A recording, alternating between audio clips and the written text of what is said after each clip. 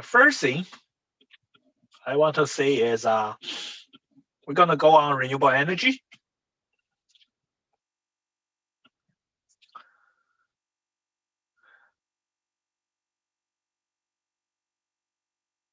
No, sorry. We finished the renewable energy. We're going to start talking about emergency power system.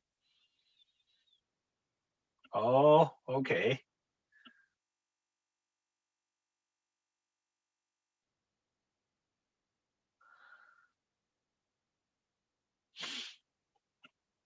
Okay, if that's your real excuse or real happen, that's fine. But you better get a good mark next time. So emergency power is a short topic.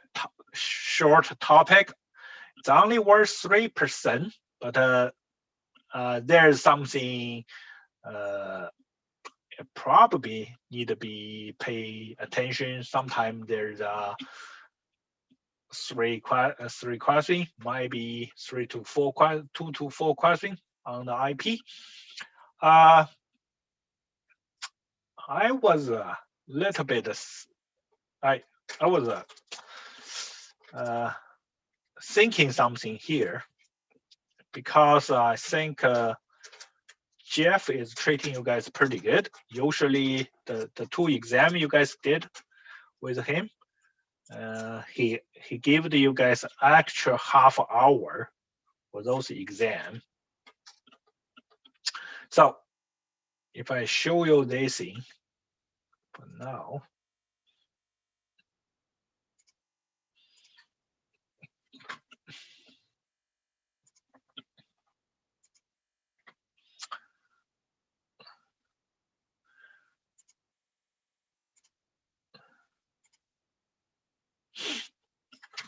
so usually your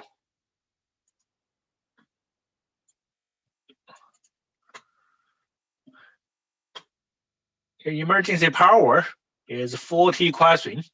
You only have 1 hour to finish it. From previous experience, there is usually people. I got the people finishing half hour, and there's people said it's not enough time. They couldn't finish it. So one way I was try to thinking maybe give you guys a little bit more time. But another way, I found a bunch of you guys wasn't really in my class or paying attention. Maybe I should give you some kind of punishment.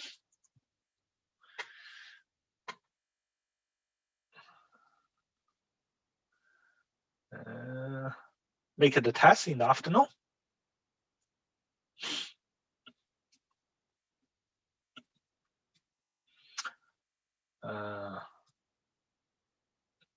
Yeah, so they've been doing this for a pretty long time. Like usually it's 40 questions, 60 minutes. So you got a minute and a half to do each question. And the guy got good marks. They usually have to study to remember a bunch of things. The guy usually said, oh, it's open book. They can find the answer during the exam time. Then they will run out of time.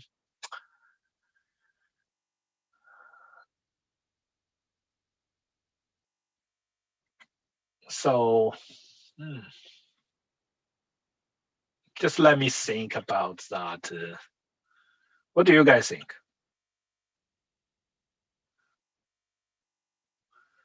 I'd prefer more time.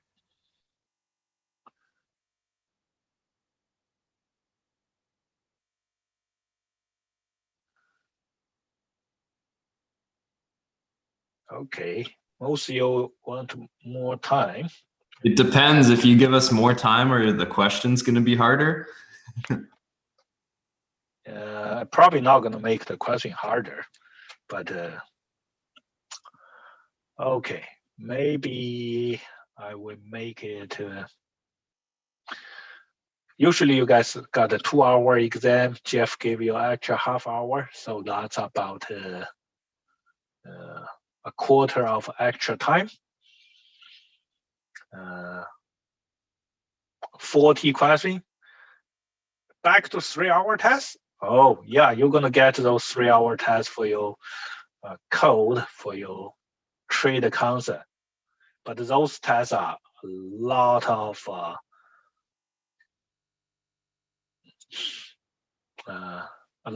calculations. But those exam mostly are multiple choice and the true and the false. Okay, how about between 75 minutes and 80 minutes? Because 75 is I give you quarter of time more. 80 minutes is I give you about 1/3 of time more. Hey, Jack. Yeah. I just know today when I was doing the test, I had to guess on the last like 5 because I was in the last minute of my thing to submit. So I know for me, like going back with the code book and everything, I take long for tests maybe personally, but time is of the essence. I do the same thing. I like to take my time. Yeah, the more time, the better, if you ask me, but that's just my opinion. Yeah, but you're gonna think when you're doing the IPs, it's 100 questions. It's mostly in the code. You only have about 3.5 hours or 4 hours. Yeah, even 4 hours, you got 240 minutes, and then you will have 100 questions. So 2.5 minutes per question on your IP, and it's So you're saying shorter tests help to prepare for the IP? Lou won't get any you guys have to be like faster. getting faster. Otherwise, you're gonna have a problem later on. Okay. How about 80 minutes? Because I also have to talk the instructor in another class. I can't just I give you 80 minutes, and if another class they are doing 60 minutes. And if I know you guys have some friends or buddies in other class, then if you tell them, they're gonna have a revolution or something.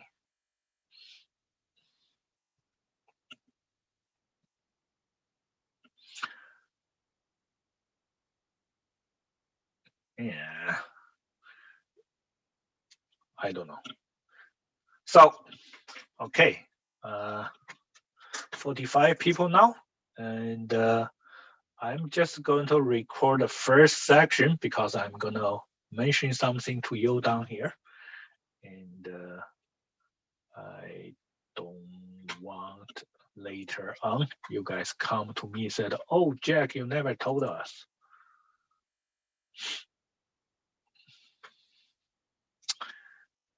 Okay, let me open this file.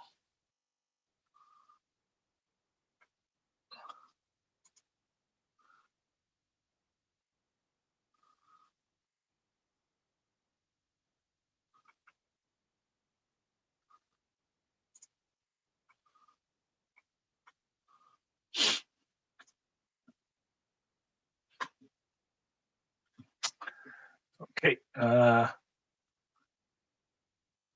just gonna record this a very short moment of video, then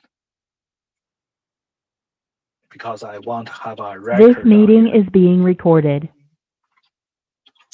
Okay, so we have 45 people here, including me, so 44 students. We gonna have a emergency power system exam. It's gonna be 40 questions. You're gonna have 80 minutes total. So we already gave you extra 20 minutes. The way this exam gonna go is you pull the question from a question bank. So you might solve different questions than your buddy does. But you have to pay certain attention, go through the class. I opened everything on the D2L, and if you want to get high mark, let's say 100% or high 90s, you need to go through all the learning materials through there. So everything you have to know down there. I have some PowerPoint and we go through in the class. I will probably cover between 80 to 90% of the question. So probably not going to cover everything, but I will try to cover as much as possible. I think the lowest percentage I will cover is 80. The highest percentage I probably can reach above 90. So don't blame me if you encounter some question on the exam and you said, oh, Jack, you never taught us that.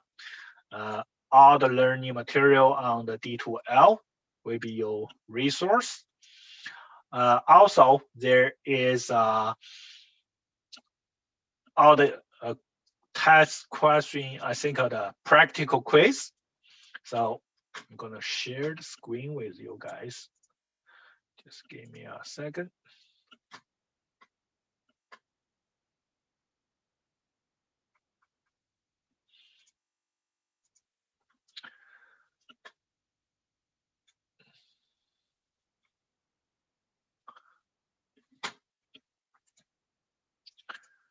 So on the D2L, you have all those quizzes. The quiz is also a good way to do them. I will change this one to change it to 80 minutes. Just give me a little bit of time later. But those quiz is for you to do practice. We're talking about battery chargers, generator, UPS, and all those things down there. Also, I click on the quiz, you will get the same thing. The question and the question type. So here the detailed breakdown of your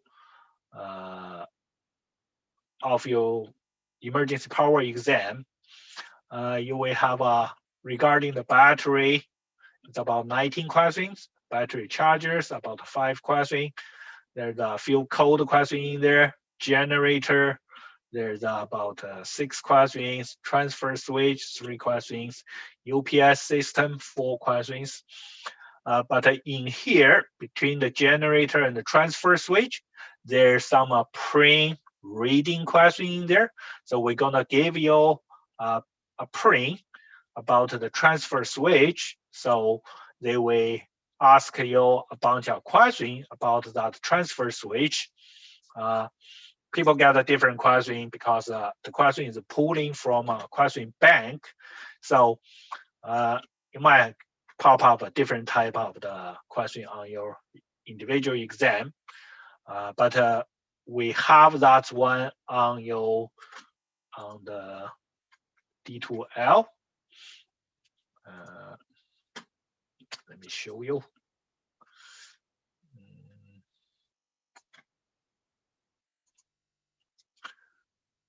Transfer switch drawings.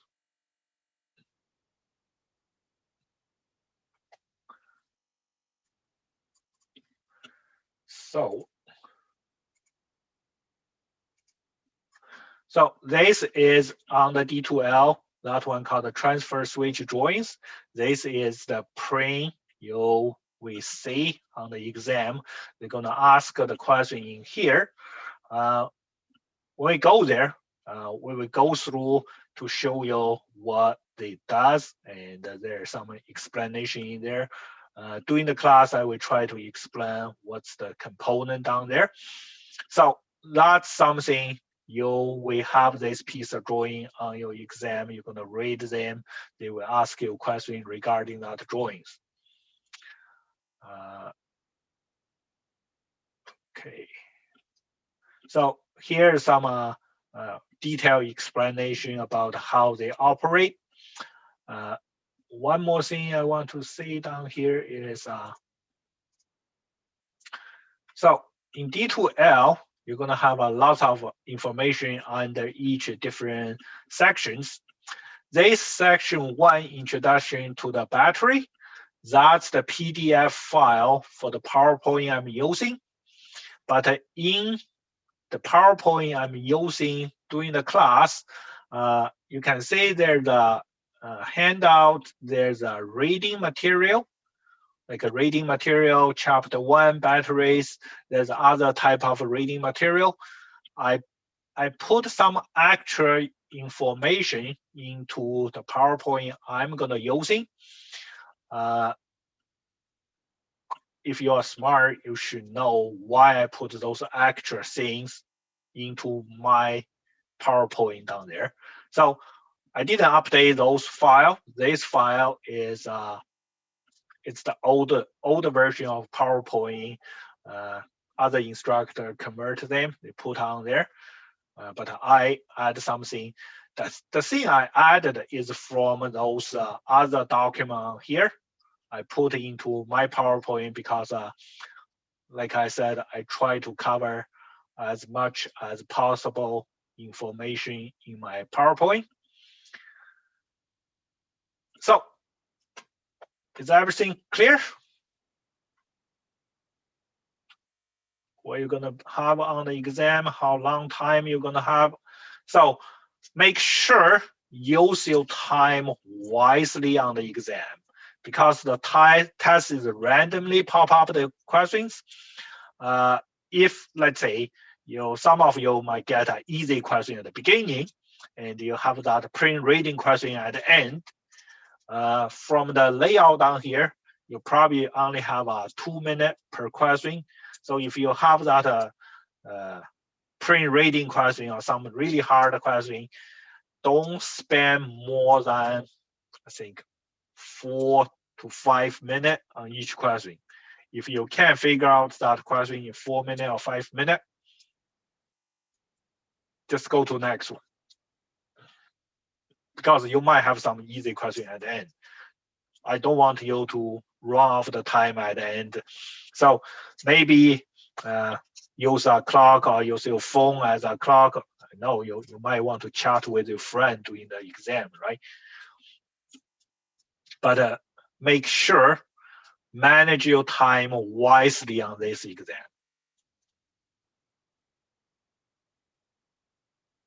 So 2 minutes per question, manage your time wisely on the exam. That's how I want to give you the suggestion. Are we okay for that?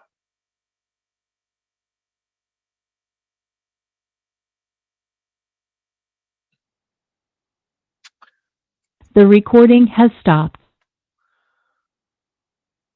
The last test, the class average is 86. So that's within my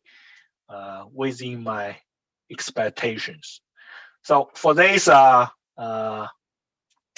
emergency power system, my expectation probably, because I give you the extra time, so I will think you will have before, when they have this exam for 60 minutes, the average usually is between 72 to 78 in that range.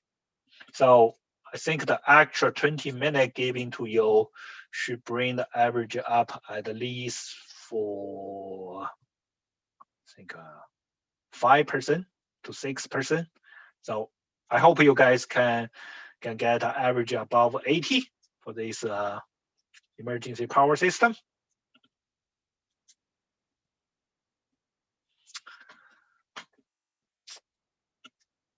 We all good. So if you need to get a higher mark, there's a lot of things on the learning on the D2L on the Learning Hub. You got to go through them. If you're looking at just passing at 80%, 80 to 85 to 90%, go through my class, pay attention to where I told you is important. That should help you pass this exam, no problem. Because another thing, I think you guys, did you guys already start on practicing those IP exam and code questions?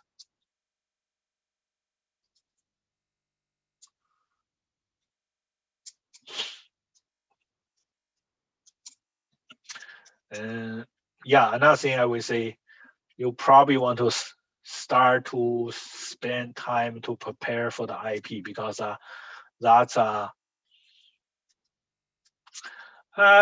for your IP exam, there are not a lot of math calculation questions. So most of your IP question is the code or the trade concept or the trade knowledge, or they ask you troubleshooting or those type of questions. Yeah, not too much calculation for. Yeah, you will get not blank code book. You got a brand new code book. They will supply you with a code book, so you don't need to bring.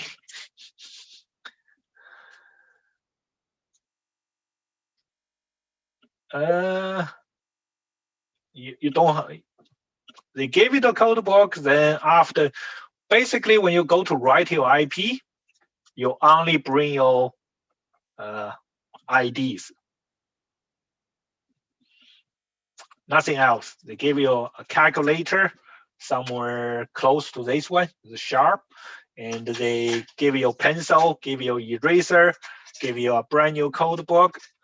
Sometime I would tell people, I said, bring a ruler down there, because sometime you might have to easy to find. They give you a calculator, pencil, eraser doing the exam. When you finish, you can only take your ID away. You can't even take anything else out from that exam. The calculator, I think they call the Sharp EL some 520 type of calculator. So it's pretty close to this one. Yeah.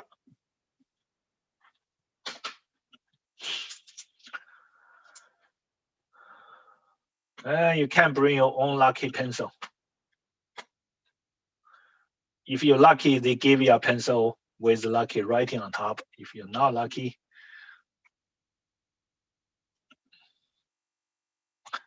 okay. So we're going to any questions?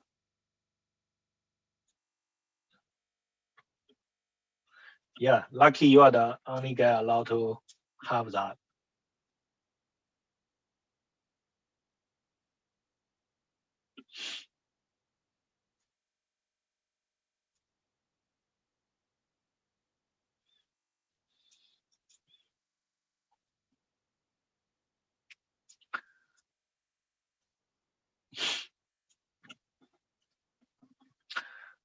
Okay, I'm going to go to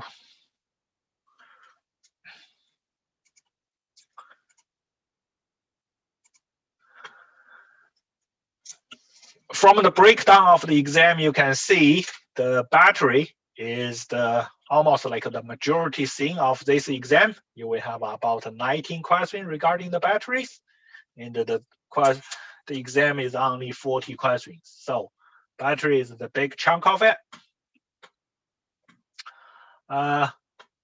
This one is called the emergency power system, including batteries, emergency generator, transfer switch, UPS, and the battery chargers.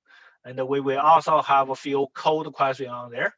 So the same thing we did is I will cover the code for a special time period down there. I think. How about you guys think the code question on the renewable energy, not too hard, right?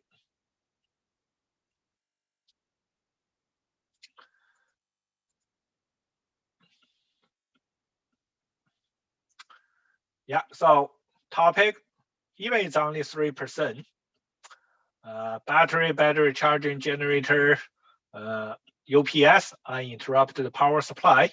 So I will change here to 80 minutes. There's lots of working sheet for practice and online quizzes.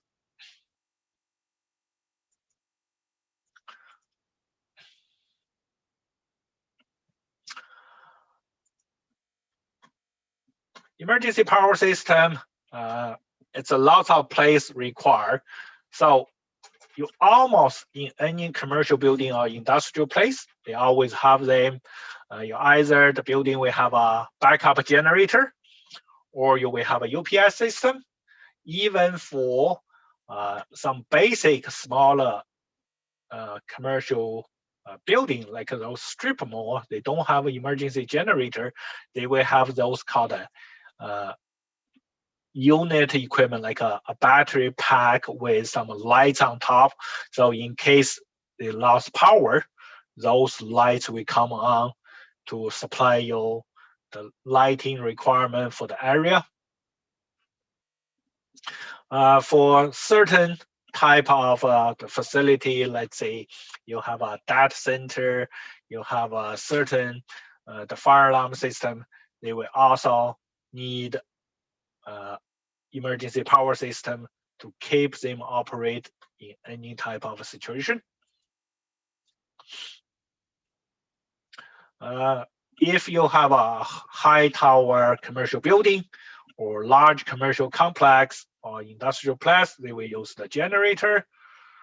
Other place, they will use those battery bank. You can see how many battery connect together to supply the power. UPS system provide a continuous supply. So the generator needs some time to, when you lost normal power, the generator usually take a few seconds, like a half minute to kick on to supply the power to stabilize. But the UPS will provide you with continuous power supply. So first one, we're talking about batteries. The function of battery is converting the chemical energy into the electrical energy. Lots of time people call the battery cells. Most of the time, there will be several cells connect together to make a battery. So this 9 volts battery, you have a several cell connect inside. So each cell usually will have each type of the battery cell will have a voltage, standard voltage rating. And to reach a higher voltage or higher current, you will put the cell in parallel in series.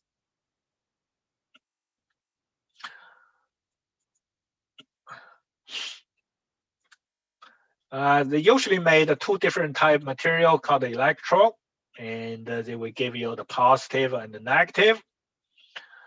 They are not connected, but in a conductive liquid called the liquid solution called the electrolyze. Chemical reaction is where to converting the to pushing the electron flow out of the negative and come back through the positive. As an electrician, you guys all know, you want to get high voltage, you put them in series. You want to get high current, you put them in parallel. This one you guys already know because I tested you guys in the renewable energy. The battery is rated for ampere hour, but for the energy, you need volts times amp give you power, watts. Watts times hour will give you the energy, right? So this is connecting in series. You will have the same voltage but higher current. This is connecting this is parallel. Sorry, this is parallel. This is series. When you connect in series, you get higher voltage connecting in parallel, you can get higher current. So here is one question. Each 2-volt cell have a rated output of 50 ampere hour when fully charged. What's the expected output voltage and the capacity? So here the connection for the battery. You probably will see this type of question, and we have those practical question on the D2L on the working sheet. So they will give you a bunch of battery with the connection. Even on here, they didn't label them positive, negative, but you can see the 2 terminal is marked with different colors. Another way is this is a wiring diagram. You could converting into a schematic diagram if you really need. So I saw a bunch of answer pop up. Some people say it's D 6 volts, 30 amps. Some people said is B. So D is the right answer because each is 2 volts. So when you're putting them together, they can have 6 volts. That's for sure. So, but each battery is 15 amp hour. You have 4 parallel runs, and so 15 amp times 4 will give you 60 amp hours. So D is the right answer. Handy. So be careful. Okay, next one. This time they connect the battery this way. What going to be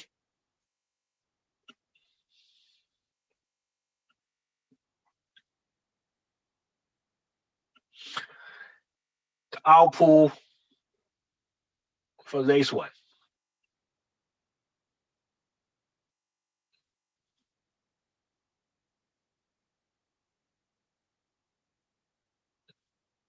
You guys better pay attention to read this drawing.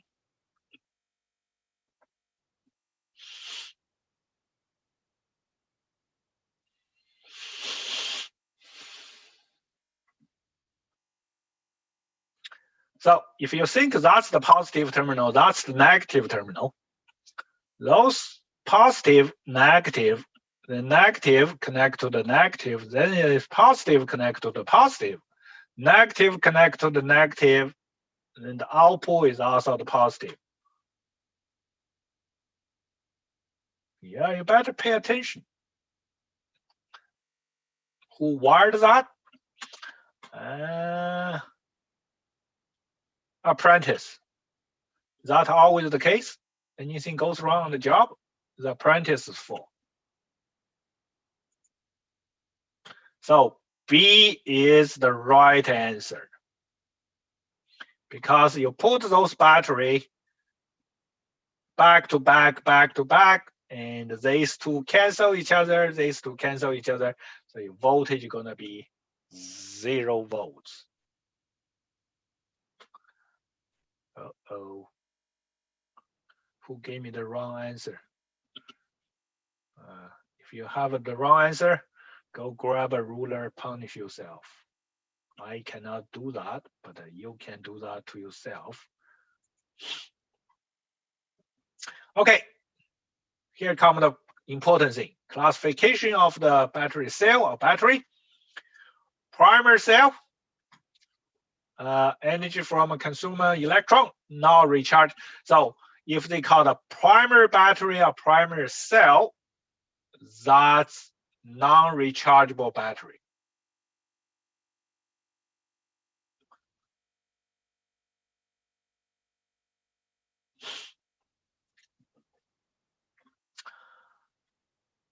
Usually, those primary cell is dry type of cell. They have those electrolytes. It's a kind of they call it solid or molten. But if a battery, those type of dry cell, if you leave them in there for too long, they for sure gonna leaking some kind of corrosive liquid out to damage the terminal down there and damage the battery holder down there. It's good for portable equipment, and there are different types, so you guys can see the picture down here. Secondary cell. Secondary cell is always rechargeable. So any battery can be recharged is considered secondary cell. So primary cell, secondary cell. I think you guys also learned this in year 1. So you better remember this. If you didn't know on your year 4, then you are in big trouble. Got a storage cell. They need to be charged. When you charge them, you put the current in opposite direction as you charge them. So when you have a low, your electron come out from this side, goes through the low, go back from the positive side. But when you try to recharge them, you take the low out most of the time. You put a DC power source, you push the electron back into the negative terminal, and that way charge the battery.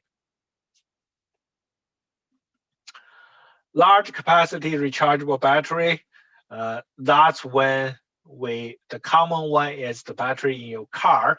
We use lead acid battery. So they use the lead oxide as the positive plate, and they use the lead only as negative plate. You have a sulfuric acid as the solution inside.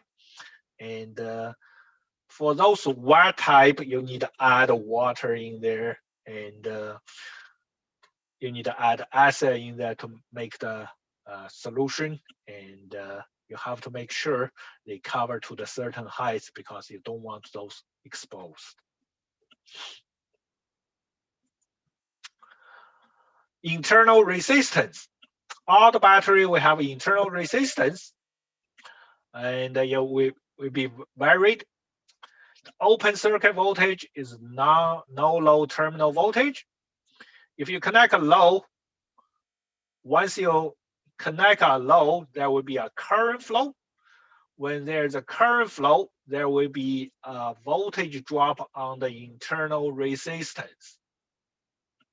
So your terminal voltage will drop lower.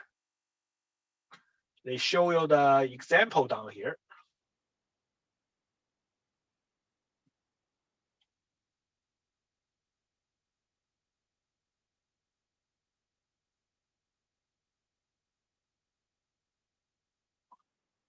What happened?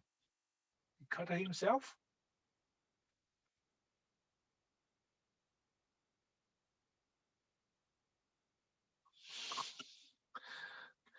Okay, so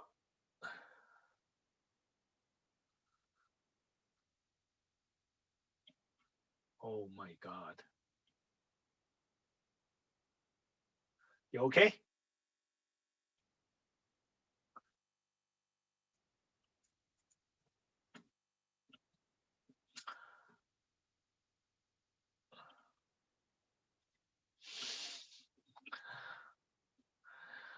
This battery have an internal resistance of 1 ohm.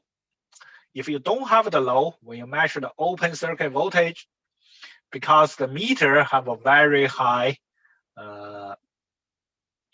battery resistor inside, so they're almost like a no current flow.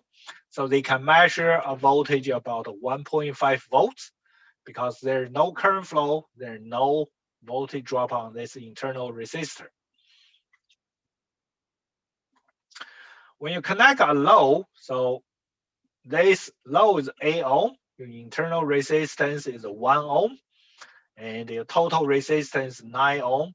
So they find the amp, and this amp will cause a smaller voltage drop on the internal resistor. So if you put in a voltmeter here to measure it, it will only measure 1.33 volts now.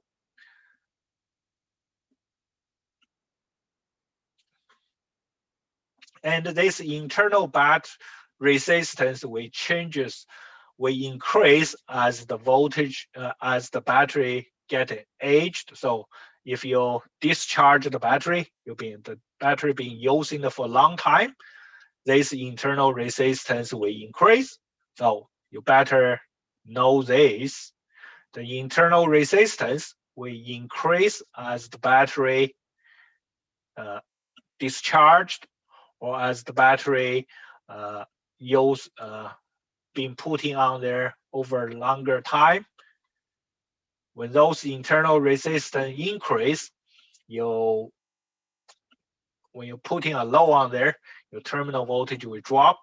So sometimes if you don't use a meter and the low to measure it, you didn't know the battery is good or not, because some of the battery will keep this voltage constant. But if you want to find out if the battery is discharged or not, the best way is putting a low on there, then use a meter to measure the voltage. If your voltage getting lower, you know the battery is discharged.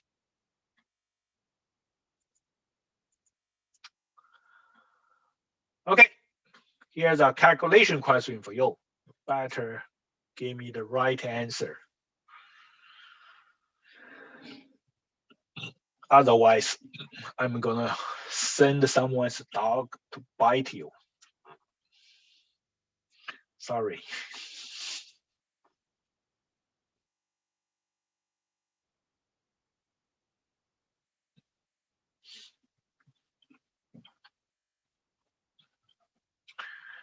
B.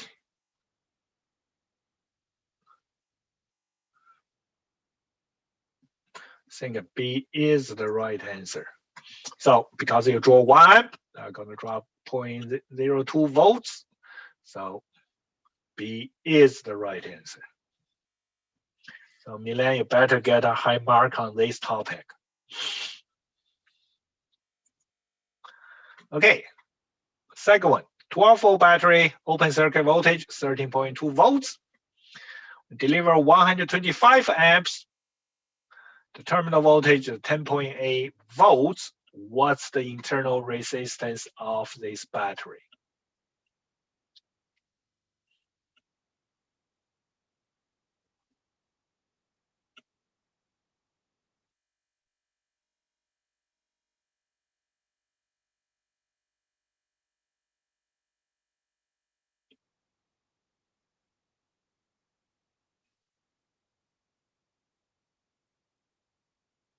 Any answers? No? D? Okay, the right answer is B, because the voltage difference is 13.2 subtract 10.8 give you 2.4 volts. Ah, poi ma te non vieni sempre.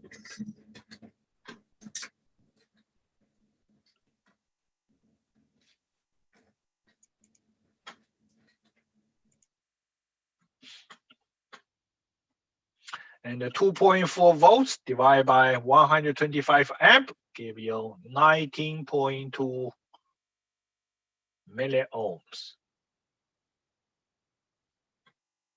Well, okay, so you better know how to do those battery internal resistance calculation, either for the terminal voltage or for the internal battery internal resistance value.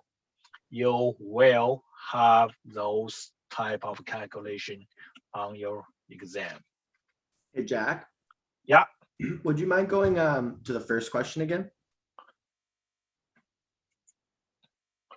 You wasn't paying attention in my first question? I was. I just. Thank you.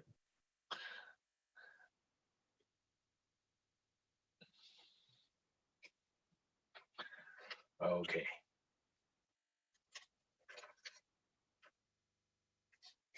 Thanks, Jack. No problem. Next one.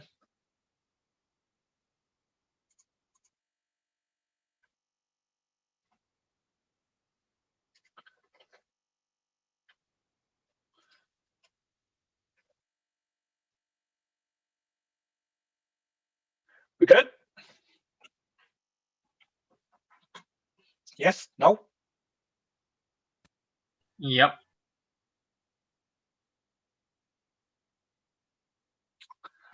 Because you have an open voltage at 13.2, when you load them up, you only have 10.8.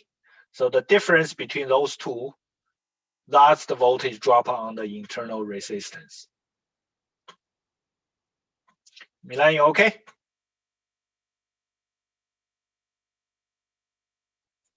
Okay. So to testing a battery, the internal resistance will increase with ages. This will lead to a low output voltage over time. The best way to test the load is to put a load on the battery and measure with a voltmeter. Measure the battery voltage, both load. You can turn the load on and off. Lowest voltage under the low, highest is this. Good battery return to full voltage. A defect battery will remain low when the load is off. There is a, I think called a,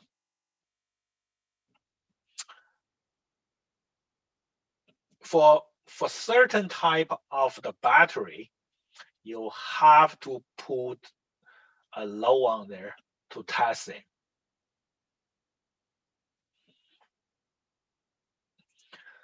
If you don't have the low on them, you can measure the terminal voltage.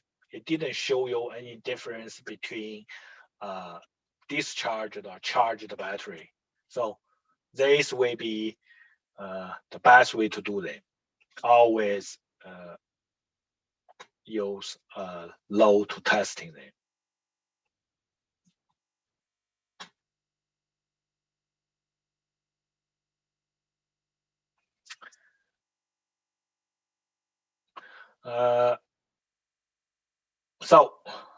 One of a special battery is called a nickel cadmium battery.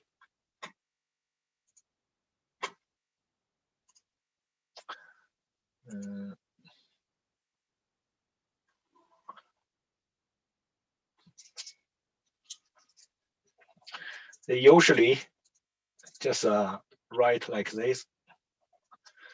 The real name is nickel cadmium. I think that's the right spelling. So for those type of the battery, you need use a voltmeter and the low connect together to test them. Otherwise, they will always give you a voltage reading. You didn't know if it's discharged or fully charged.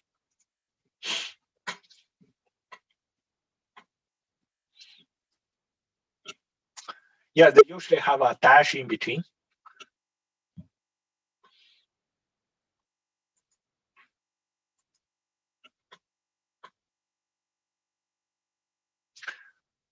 Oops, what happened?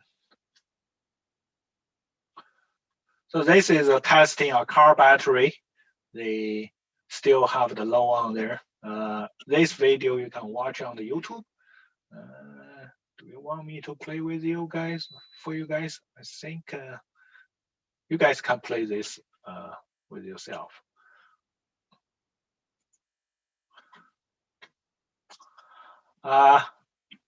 Ampere hour reading. So battery is reading in ampere hours. You guys already know. It's measured battery's capacity. It will tell you how much energy is stored by the battery. It's calculated from the maximum sustained capacity draw from a fully charged battery over a time of 20 hours to a point where 100% of that of discharge. So they try to show you here is this battery. We have two type. It's one called AGM, a gel type. Another one is flooded. Flooded is usually lead acid battery. From this drawing, you can see at the 20 hour, the bottom is the time. This side is the capacity, or how long they will for the last to the percentage of the capacity of the battery. So if you have a battery, this is a 10 amp for 20 hours.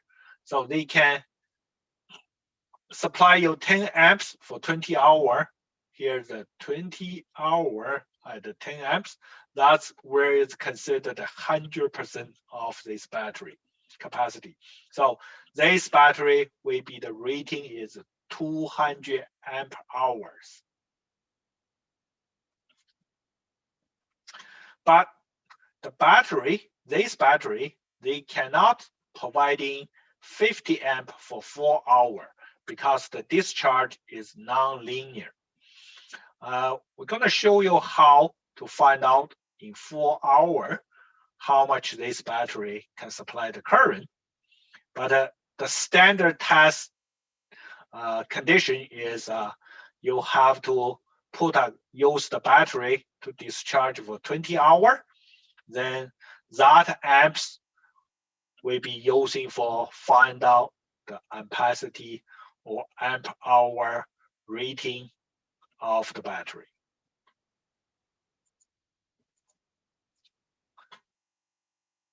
Drop too quick. Another one is called a reserved capacity.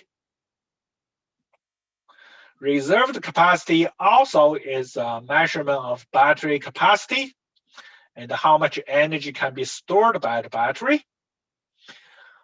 This, to get this reserved capacity, is they use the number of minutes a battery at a 20 degree can supply a 25 amp load until its voltage drop to 1.75 volts per cell.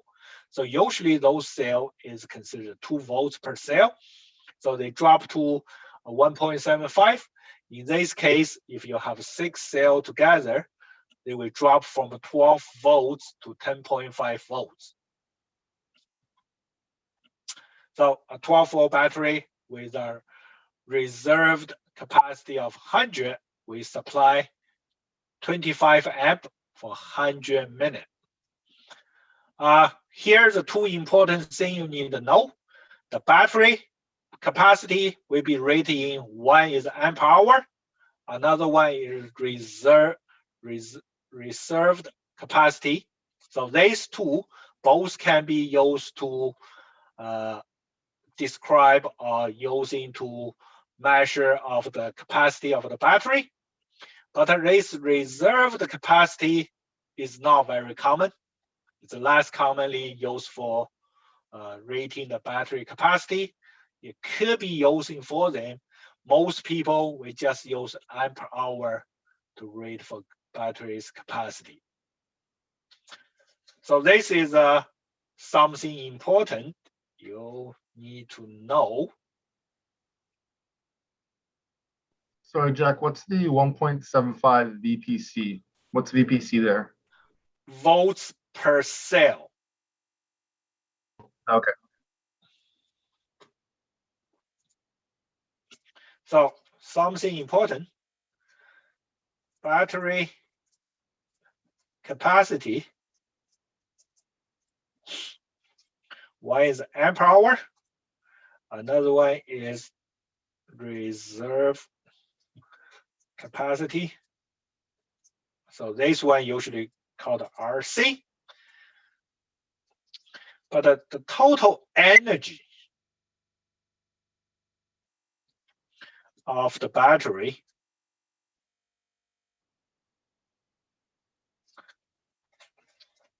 is going to be volts times amps times the hour.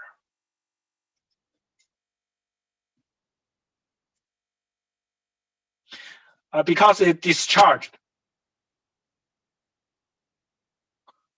That's why a 12-volt battery, when you discharge them, they will go from 12 volts to 10.5 volts. I think so. Did I do the wrong calculation?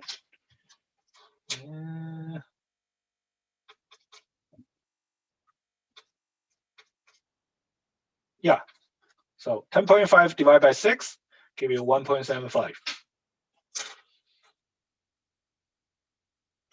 Okay, so these two things, you need to know them.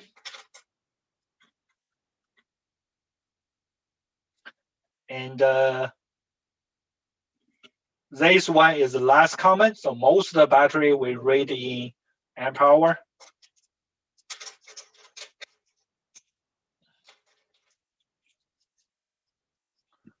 Comment. Jack, is the reserve capacity actually the amount of energy a battery has before it dies? No, it's the way how they going to be, how they rate that thing. So just give me a second. For the amp hour, when the manufacturer, they make a battery, right? They have to label them. What's the amp hour or what's the capacity of this battery? What they did is they're gonna draw a constant current for this battery for 20 hours. When they draw that constant current for this 20 hours, and then after that certain 20 hours, they consider, okay, the battery is discharged. Later on, we're gonna tell you when they reach which voltage or something, it will be, it will consider the battery is discharged. So then they will use that amps times the 20 hours to give you the amp hour. So that's how the manufacturer labeling the capacity of the battery. Another way they can label them is they label them in reserved capacity.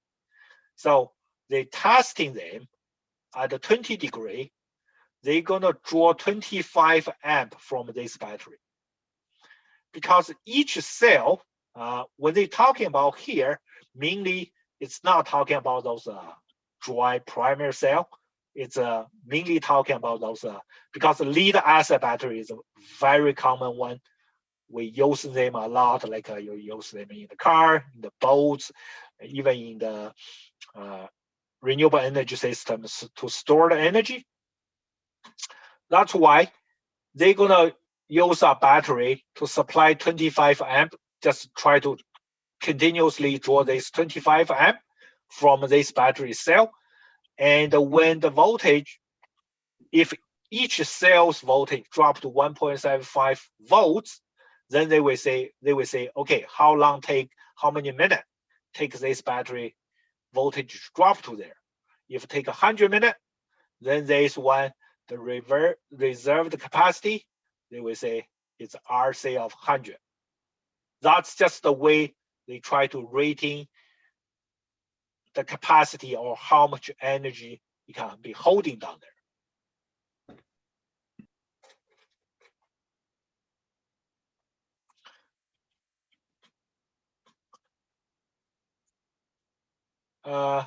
Or another way I can say, is that really important for you guys to know? Yeah, probably not. Because you are now in the manufacturer to make those things. All you need to know is if you're looking at those two, you understand what's that.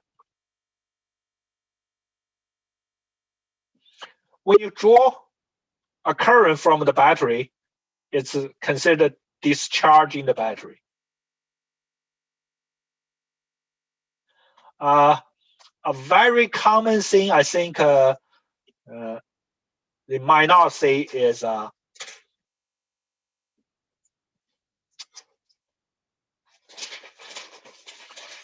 because we're mainly talking about the lead acid, the battery, and each cell is 2 volts. Okay, so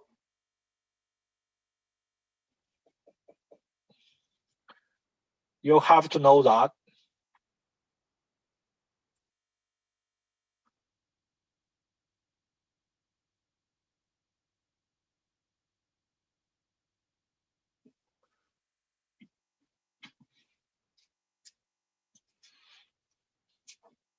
So I have a 6-cell battery. That'll be 12 volts. And for this 12 volts battery, I can test 2 different things. I'm going to put in a variable load down here. For this variable load, let's see, this variable load gonna causing this variable load, when I set this value at 0.48 ohms, it will causing 25 amps to go through this load.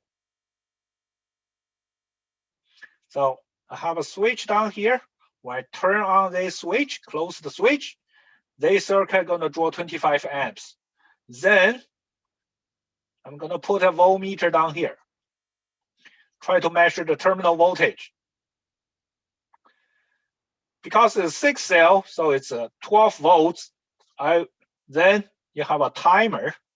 You're gonna use a clock, a timer. You're gonna wait to see how long takes this voltmeter, the reading.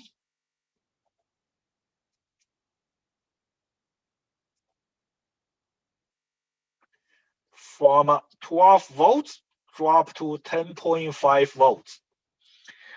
When you read this voltage to 10.5 volts, you're going to check your timer. How many minutes is there? So if you check the timer, it's a 50 minute. You're going to call this reserved capacity is RC50. If you take 100 minutes, you're going to call this RC100.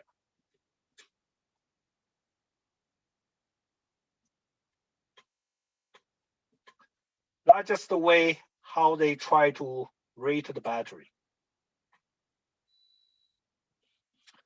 Guys want to take a coffee? Yeah, for the RC rating, standard 25 amps.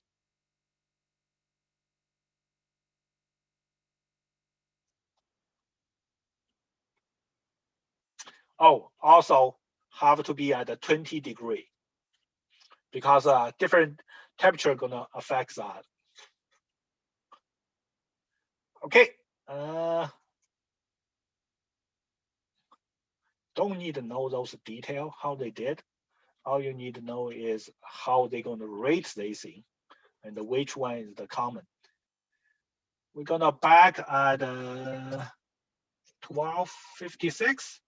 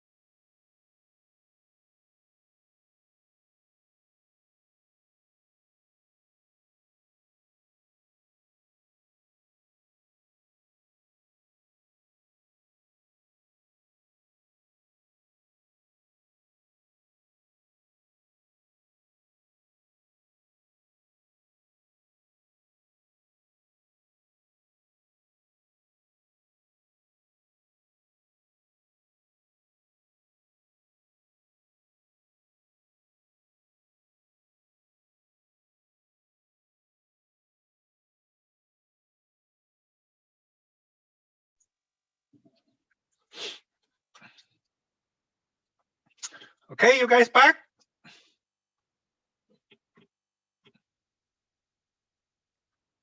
Yes. Okay. So I'm not sure how many people are really here. Like I said, how to rate the battery? Use ampere hour or reserve capacity. That's important. Ampere hour is common. Reserved capacity is less common. That's important. How to find out the energy of the battery, volts, ampere hours. That's important. How they test, how they measure those things, how many volts those things, that's not important. Yes, there are lots of online quizzes. The online quiz is gonna make you, you can try.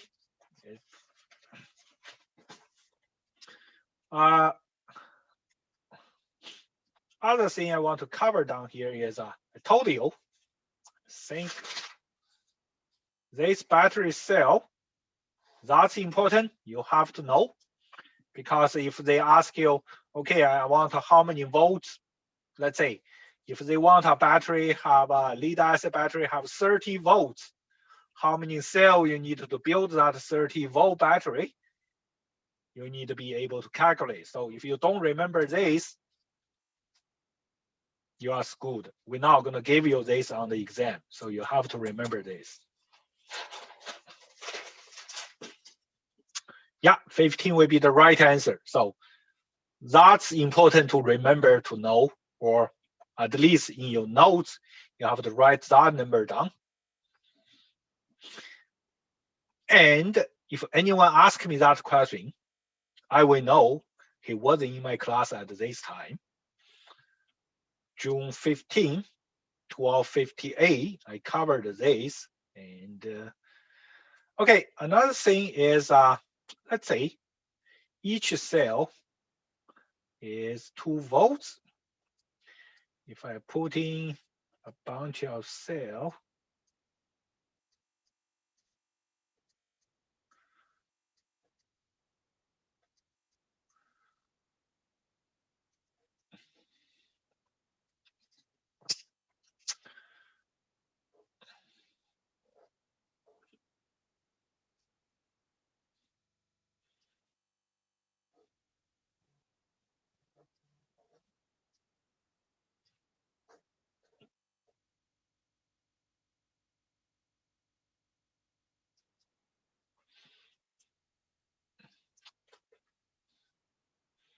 can you guys figure out what going to be these 3 voltmeters reading?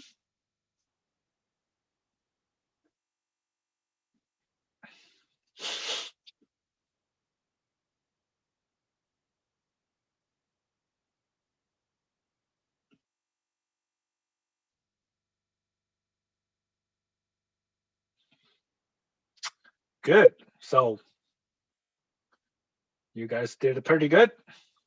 4 volts, because these two cancel each other, the left 4 volts. These two cancel each other, left 2 volts. And these two cancel each other, they left 6 volts. So if you can do this, that's great, because you're probably going to encounter this type of question.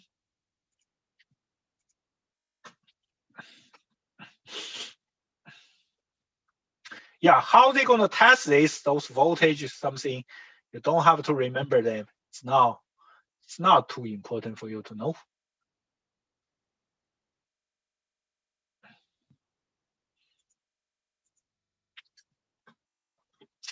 This one we're going to try to explain to you. When this 200 ampere hour battery, how many current could it deliver in 4 hours? How you're going to calculate this? So basically, the bottom is the time, right? Here the 20 amps, you will get a 100% rating. If you want to discharge in 4 hours, what's the maximum current you can get? Is you're going to base on here 2 hour, 4 hour, 6 hour, 8 hour, 10 hour. So here's your 4 hour. 4 hour you go up. where this 4-hour matching this, we're talking about this flood battery. So this dotted line. We come to here, it's close to 70%. So if you want to discharge this battery with the maximum current in 4 hours, the battery's capacity will drop to 70%. So 200 ampere hour times 70% will give 140 ampere hours. Then you use 140 divided by 4 will give you 35 amps. So here the way how they did. You want to discharge in 4 hours, the maximum current will be, the capacity will drop to 70%. So become 140 ampere hour, divided by 4, 35 amp.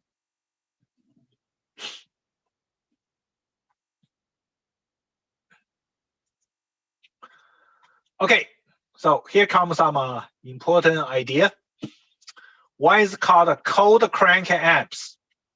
Cold crank amps is for a battery at negative 18 degree to starting a low, what's the maximum current it can provide. So the measurement condition is at negative 18 degree. And because they usually use those one to test a car or some kind of, usually it's a car, because in Canada, you know, in the winter, lots of places get a really low temperature.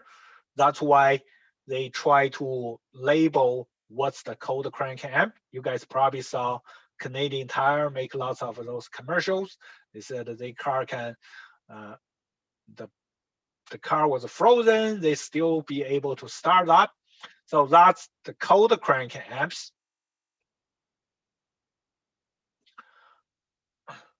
And they said the starting battery with soft plate, converting chemical energy to electric much faster than the deep cycle. Deep cycle battery usually do not working well for starting, but they can construct hard plate. They can take in more longer discharging or discharging to a lower level. Another one is called a marine crank amps. Marine crank amps is similar, but they only testing at 0 degree. So because we know the battery, those solution, everything is when you have a lower temperature, they usually will affect the battery's performance. The marine crank amp, because they are testing at 0 degree, so they said any specific battery, the marine crank amps will be about 20% greater than cold crank amps. The temperature and the fast conversion from chemical to electrical energy, and also the purpose is for the marine is usually used on the boat, and if the lake or ocean is frozen, you're not gonna try to drive in the boat. That's why the marine crank amp usually is a larger number than the cold crank amp. So this is something you have to know. Could you go back one page for a second?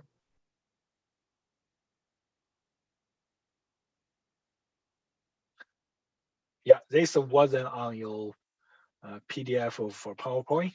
So you can take some screenshot, or you can read, there's a document online. You probably can read them, but the easy way is always take a screenshot from my PowerPoint. Good? Yeah, thank you.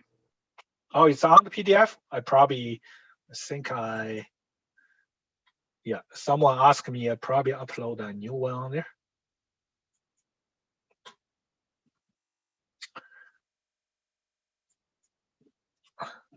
So lead acid battery is the main battery we're going to talk about because they are very commonly used everywhere.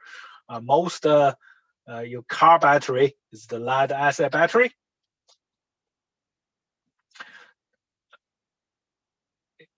Electrons, doesn't matter, discharging. they both how the cycle gonna goes.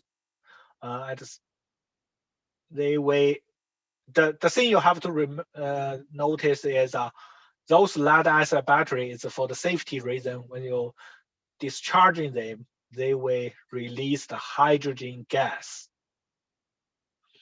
So when they release the hydrogen gas, we know hydrogen gas is accumulate together. They can cause a fire hazard. So we have to have something to preventing that. During discharging, the plate will become larger. This shows you kind of like how they build them together. There's the plates, there's a partition. Here is it shows you when they fully charged and when they discharged, and when they discharge to a much low level. So the electro on there, we kind of changing.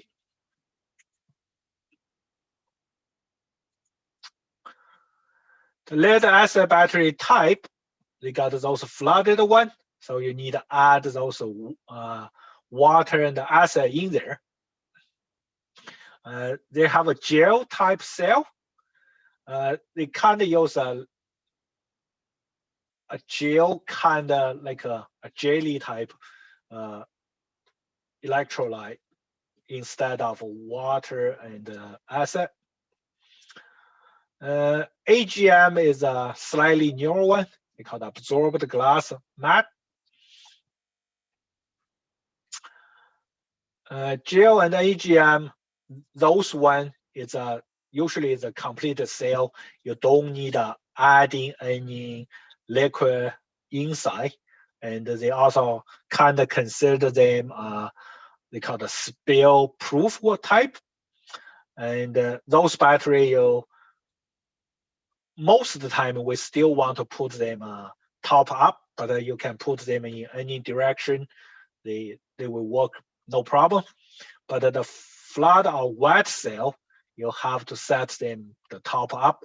Otherwise, those water or acid can skip out, especially for the there's some vents on top, there's some flame arrest on top. So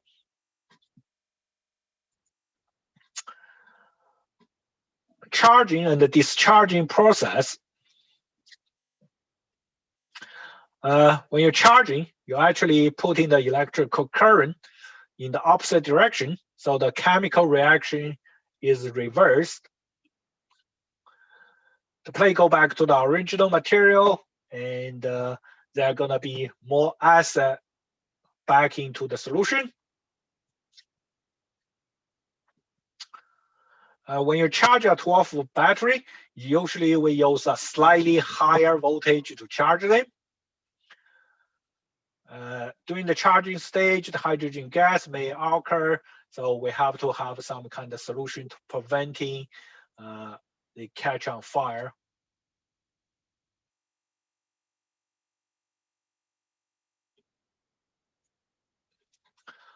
This is a important thing you have to know is they call the flame arrestor. So here's the battery cell. You can see this is one terminal, that's another terminal. Those things on top pointing by those yellow arrows, those are considered flame arrest.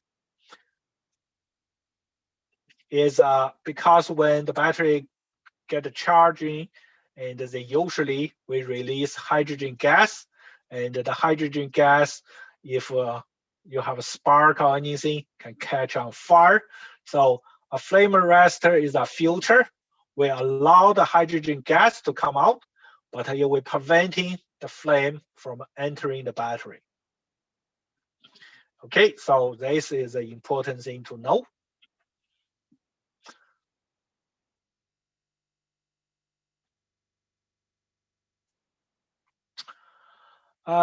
Lead acid battery, you can actually, we use this one called a hydrometer.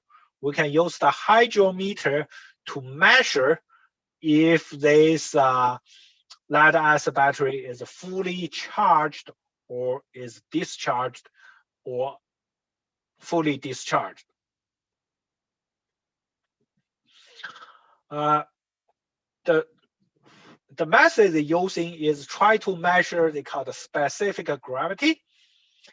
How they check that is the water usually have a specific gravity considered as 1 or 1,000, and then you compare any other liquid solution with that.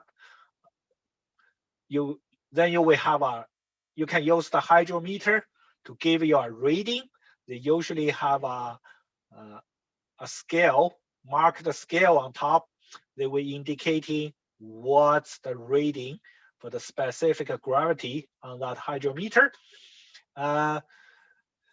Because when a fully charged battery, the acid come back to the solution, it will make the specific gravity become larger, and this floater inside will float higher. So you can see there's a green part inside. And when a battery got discharged, those acids will combine through the chemical reaction. They will deposit onto the lead plates. So there's less acid in the solution.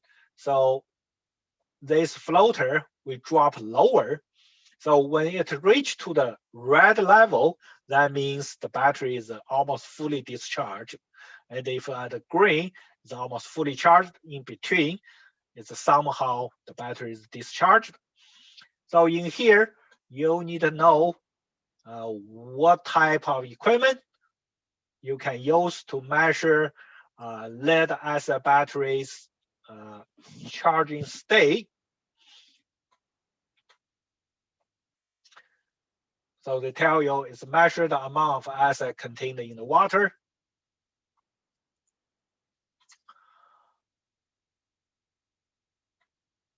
The method is you put that one down there, you squeeze, there's a bulb on the top, it's like a rubber bulb, you can squeeze it. When you squeeze it, it will suck the solution into this hydrometer. Then the floater inside, depends on how high or how low they're floating, they will tell you the state of charge of this battery.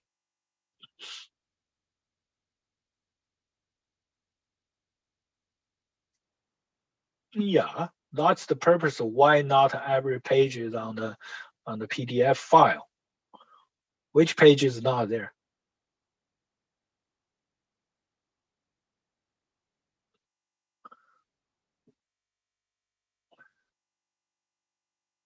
Tristan? The flame arrest? The flame arrest, you probably only have a page for the smaller picture, right? No page?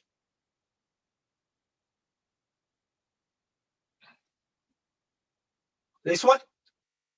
Wasn't in the PDF? Okay, you better take a picture of this one.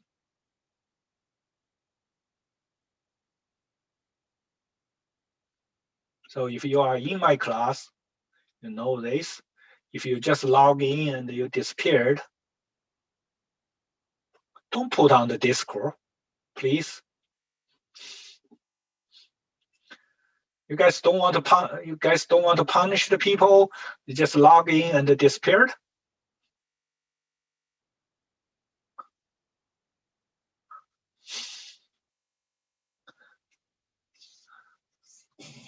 Yeah, I think someone probably put on there.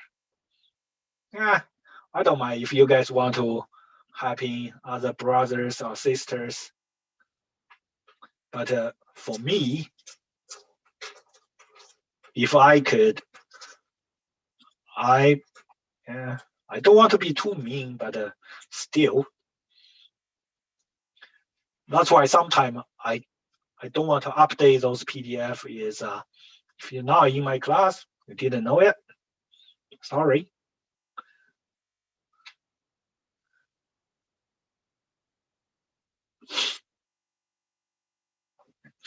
Okay, here's something in this page is very important.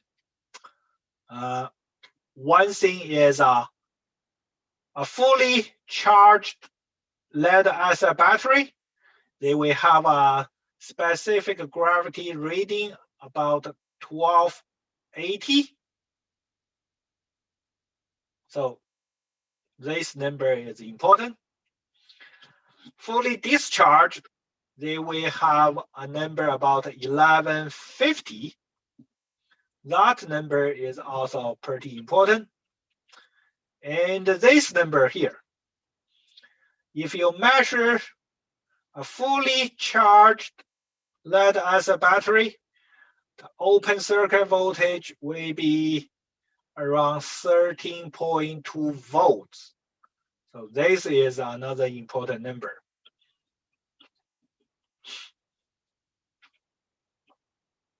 How much people actually in my class here?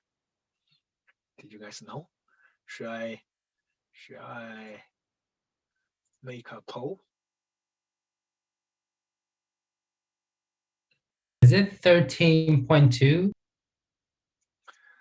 13.2 volts. On our PDF is 12.7. You better listen to me. Fair enough.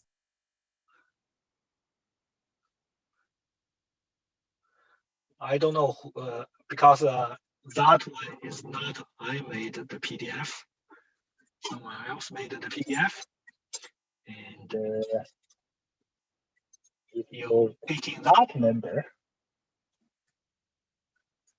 I don't know what type I'll of the. take your number. Yeah. Why tell you to take my number? You better take my number.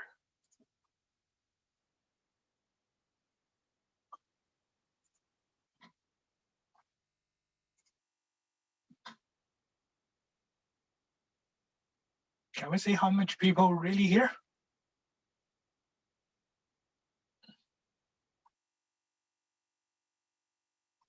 Yes, please, if you are here, please answer this question on your screen. 1, 2, 3, 4, 5, 6, 7, 8, 9, 10. Okay.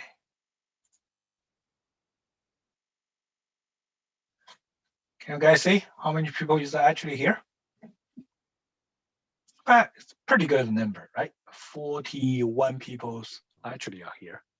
It doesn't show us the number. It just gives us a percentage of people that answered they are here. Oh, really? Yeah. I think before the percentage, did you see that 38 answered yes? The bottom 7%, there's 3 in front of there. So the two number add up to 41. Okay.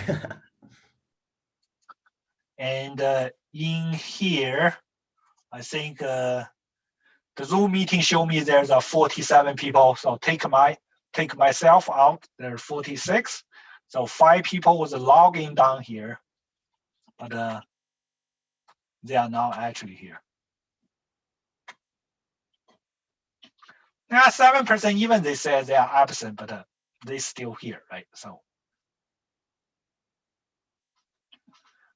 okay, we're gonna add you on there. Gordon, yeah, okay. The thing is, I don't really mind you here or not here. The only thing is, when you ask me a question, I probably will know you're missing a class or you're not missing my class. So like I told you, those number, if you, let's say, you did the exam and you answered whatever that on the PDF, then you go ask me, you say, hey, why I answered that? I got it wrong. I know that, right?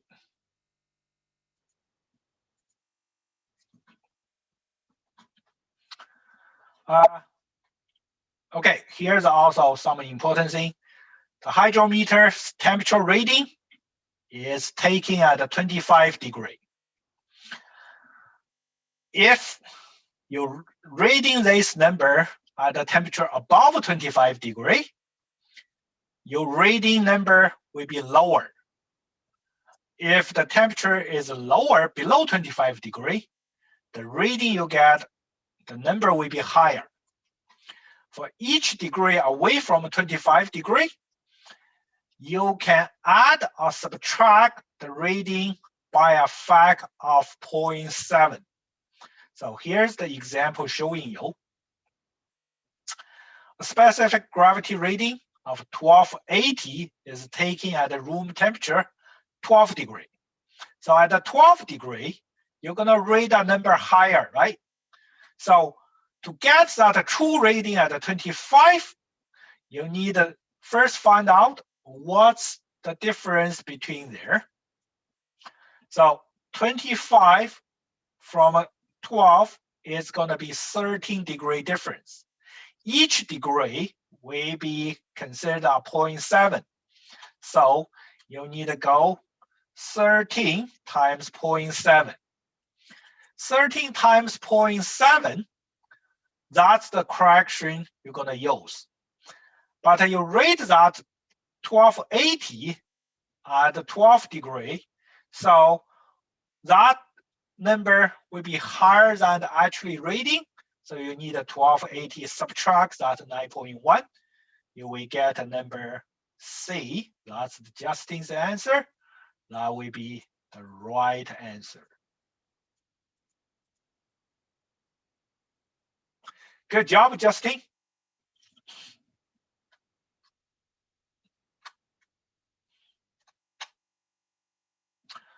Okay, so here's showing you example how to do this. And for sure, you're gonna have one of these questions on your exam. On the exam, we're gonna give you a multiple choice question, okay? What if for the same question down here, you guys have this on your page down there, right? Let's see. I'm gonna give you the answer. I'm not gonna give you those numbers. I will say, okay, A, 1280, B, 1269, C, 1291, D, 1300. B. So you will choose B as the right answer, right? Everyone okay with this?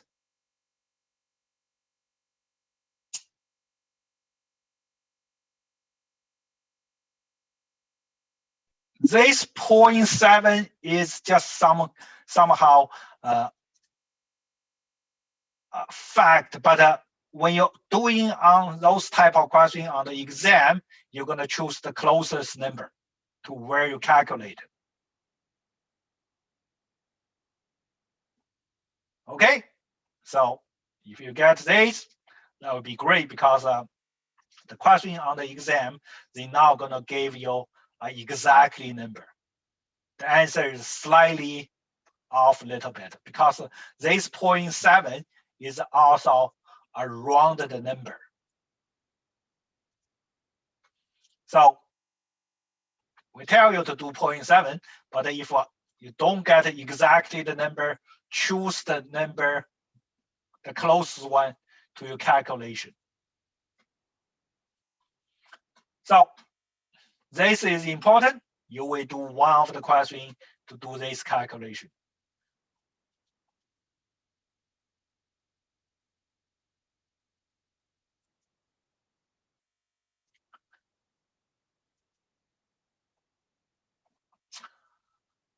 Temperature effect.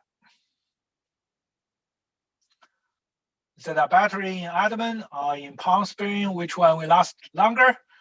The battery usually you should use it in between 25, 27 degrees. The high temperature location, you will improve the capacity because the chemical action increase, but overheating can and can occur evaporation and the internal resistance will go up. Also will be self-discharging. It will reduce the battery life. Low temperature, even the capacity will decrease. Freezing might occur. Freezing is also not good. That's why you need to add a certain thing in there to prevent that. But the shell life will increase. So this is to tell you when the temperature increase or decrease, the capacity of the battery will gonna be happen.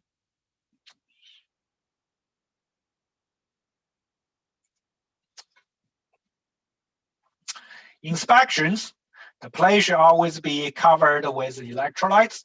So if you ever check in the battery, they will have a line marked on the outside for those lead acid cell. They will tell you to add them maximum where your solution should be, minimum where your solution should be. So follow those marking should be fine, but it's always you have to kind of cover the plate. If the electrolyte become lower, you can add they call distilled water. Distilled water is where it's a pure water. If somehow you spill those solution out, you need to also add acid in there. Okay, here is a very important thing. One thing is for your safety, another thing is for your exam.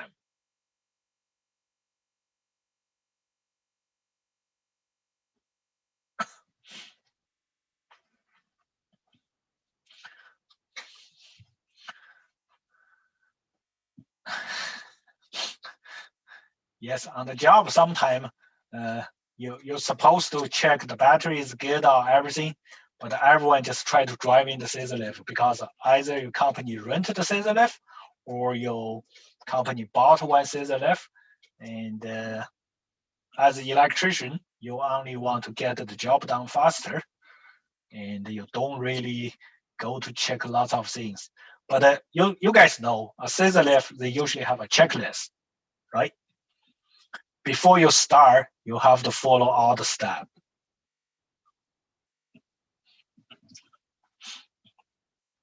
Okay, so did you guys remember what I told you? The important thing down here?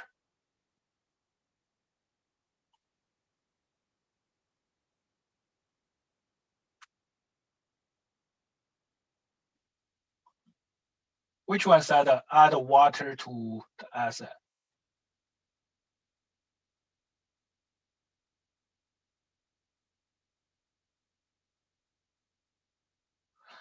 When they evaporate, so you already have a solution in there.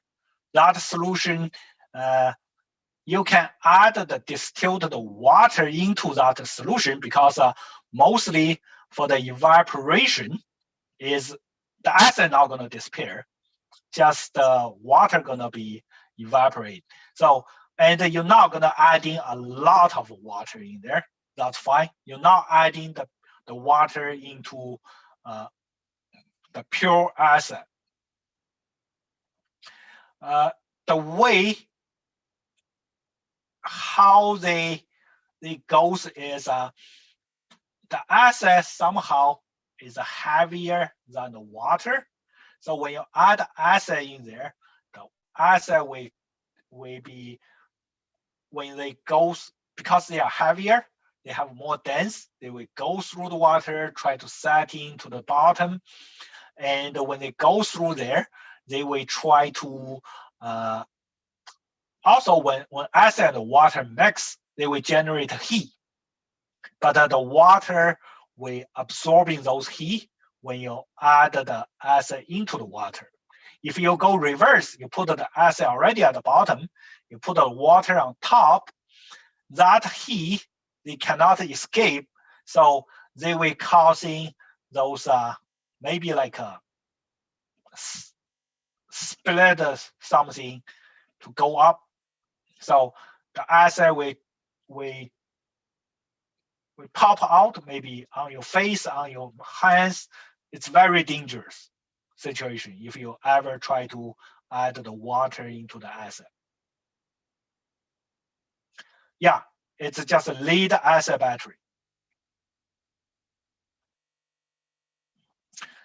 So very important note, it's a safety thing also. You gotta get test on that.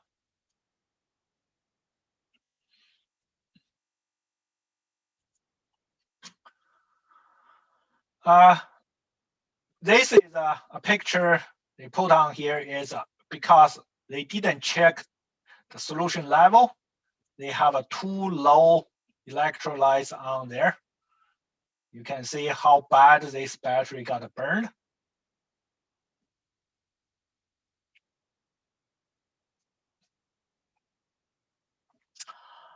Maintenance.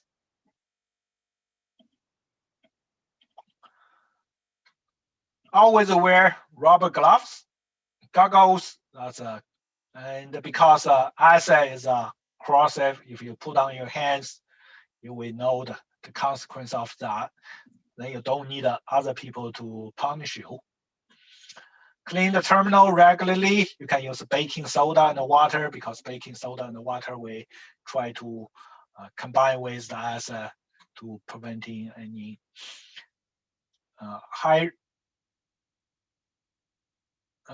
the corrosion causing a higher resistance in your circuit can lead to short circuit or mature battery fail. Coat the terminal petroleum gel once complete.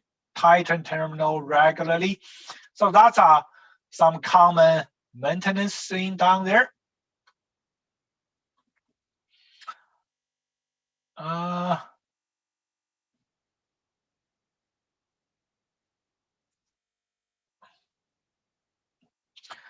When they have a large battery bank, they're not gonna be checking all the cell, each individual cell when they do the maintenance. They picking some pilot cell. So they only check those pilot cell to check the whole bank. The cell selector test to determine the charging discharging current state for entire battery bank. 5 to 7 selected and periodically rotated. So you might select one cell in this rack, one cell in that rack. You have another rack at the back. So you're just picking individual one. But next time you might pick in the one in next to that. So you keep rotating through there. Also, visual inspection will be all the connection, those things.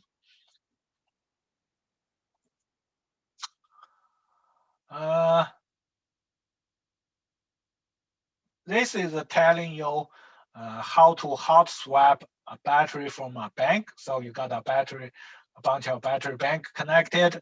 You can use some single pole double through switch, and you put the jumper close there. And if you try to replace them, then you can follow the step backwards.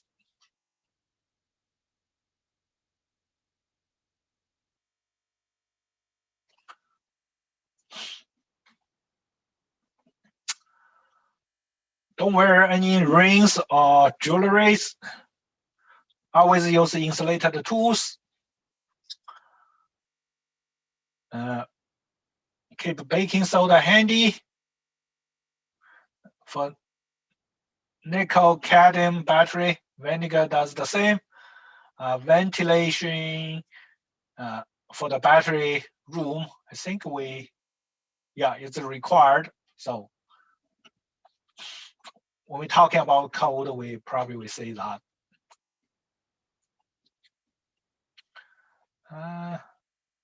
Okay, before we go further, I like to talk in some other things. It's important.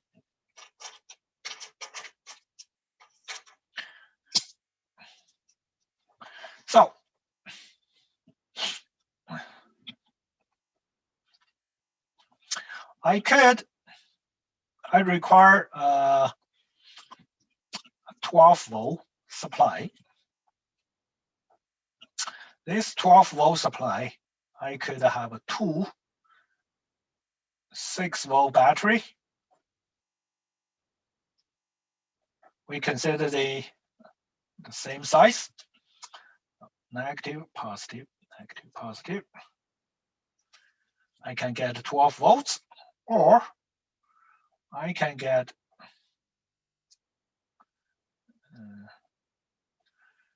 two 12-volt battery, connect the positive together, and connect the negative together. I also get 12 volts. Much better. So which one,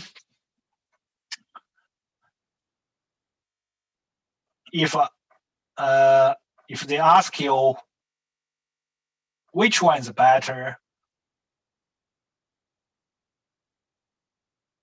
let's say they will supply you the same voltage, right? And we can say if they have the same current, same voltage and the same current, for those two connection,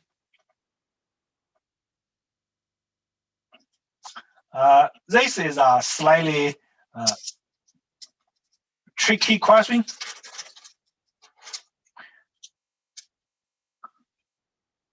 Actually, this one is better.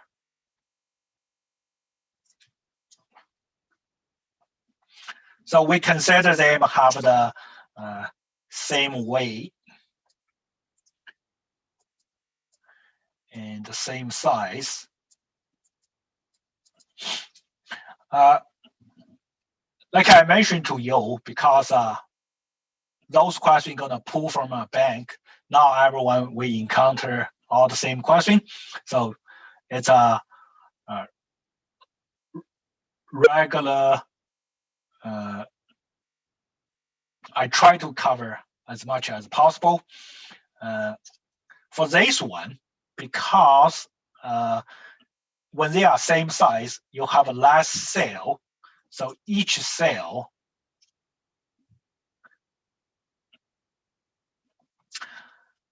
you will have a larger cell, and they will have a thicker plate.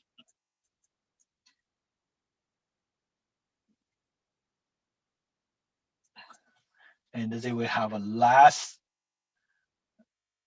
divider inside.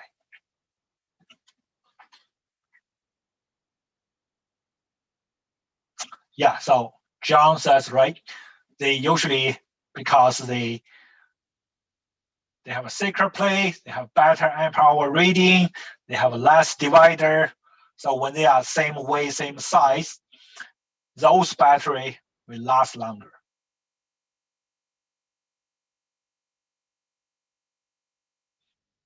So this is no, you don't need a ruler yourself or anything. It's something you probably never encounter, never know. So that's why I like to mention to you, so you know those. Okay, so if you encounter this type of question, you know how to answer it.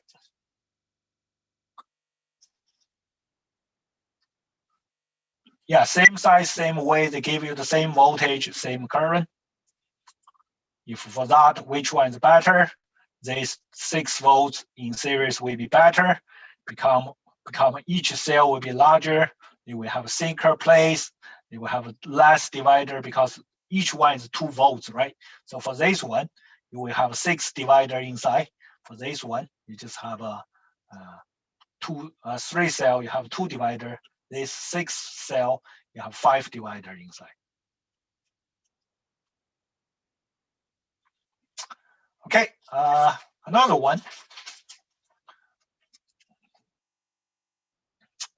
Let's say I have a bunch of battery. connect together. So those are a bunch of battery cell connect together. I can have let's say 24 volts and wherever the amps, doesn't matter. So I connect them, I measured, I can put a low on there, no problem. Everything works. If after few minutes, when I give you those, I said they will have the same voltage and the same current. But 6 volts, those one usually they will have a higher ampere hours.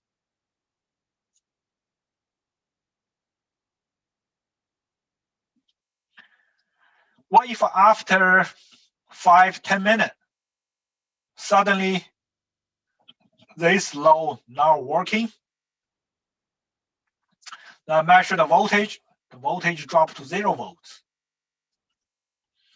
What would be the possible reason for that?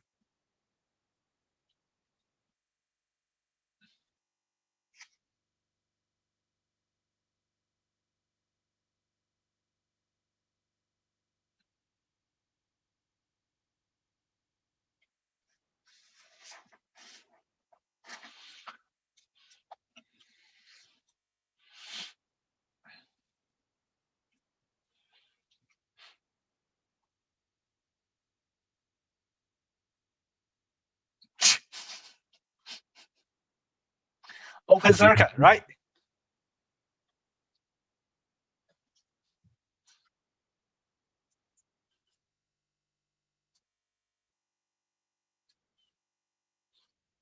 Yeah, so it could be a core drop off. The guy didn't tighten them and some kind of shaking, or could be one of the battery internally got a burn open or whatever. It's a faulty battery. But basic, if you're working for a while, drop to 0, that would be an open circuit in there.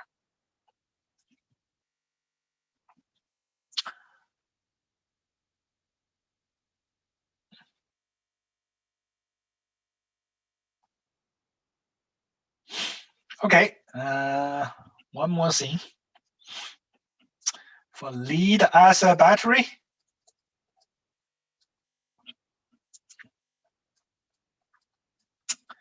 we know any battery have internal resistance, right?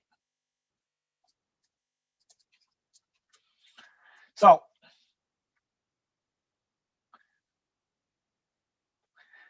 the internal battery resistance also changes. Which one will have a higher?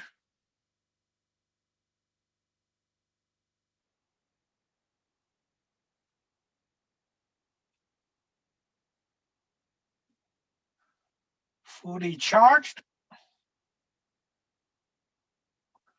or fully discharged?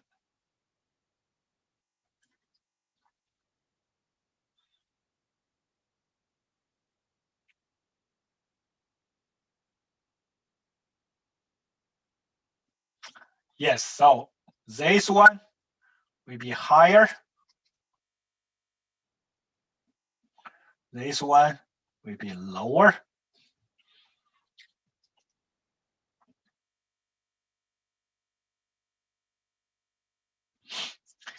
And also this internal resistance, if older battery, so I'm just put it this way, older aged battery, they will have a higher internal resistance. Another one is they call them more sulfation.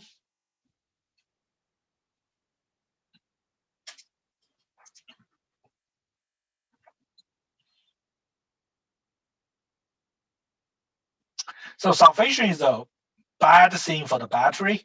It will causing problem for the battery when you're actually working with them. You got to be careful. So those three, we are causing the internal resistance to go higher. When you fully charge your battery, the internal resistance actually going to go lower. Okay, so those are something you have to know.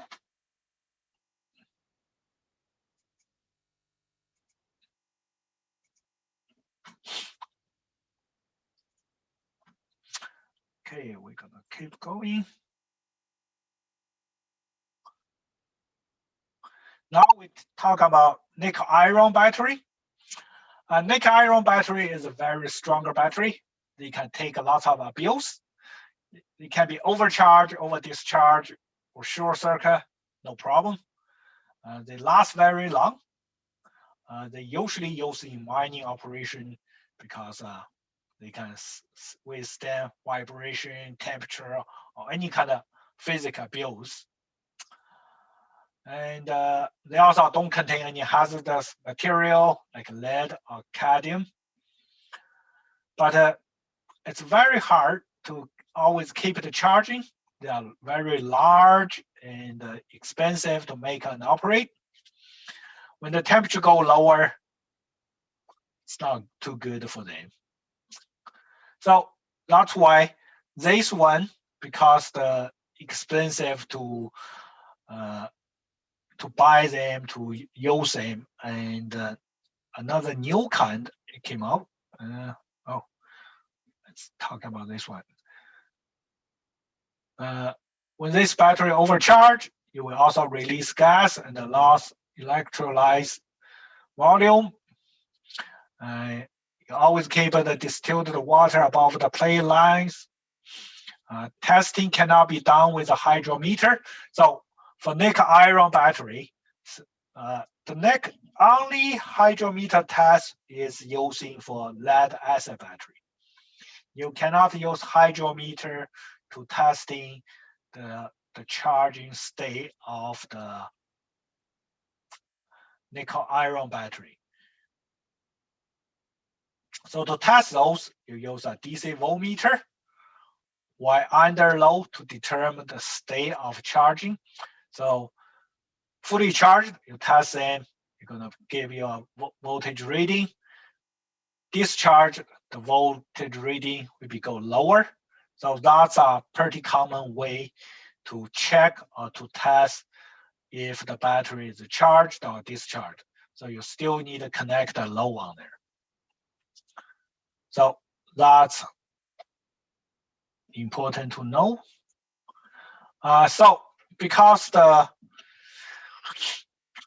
disadvantage of that nickel iron battery, they made a new type called the nickel cadmium battery.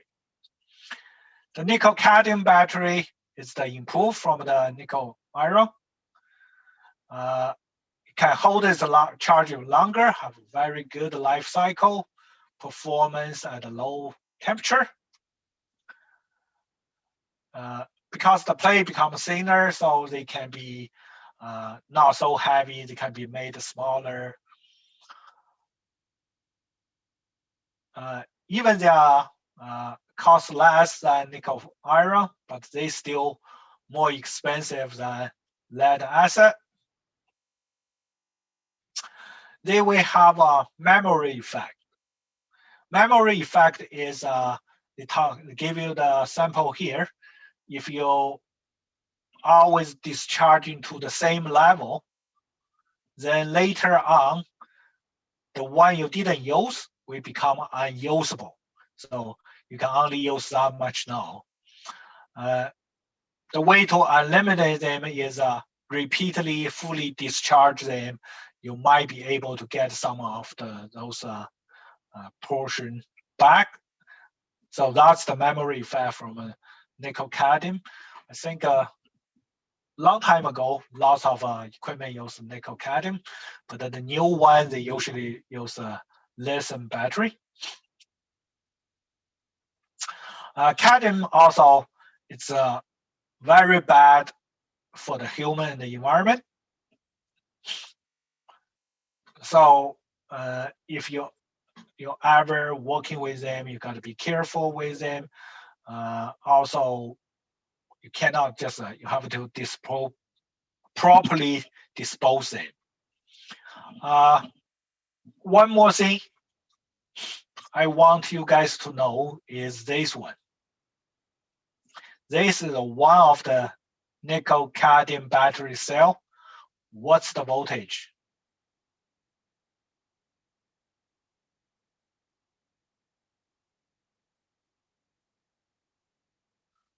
.2 volts, right? So you have this in your PDF, but you either highlight them or something. You might be got asked for what's the battery of this nickel cadmium.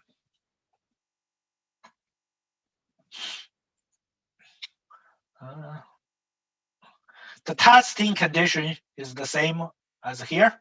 So you always connect them into the load to testing them.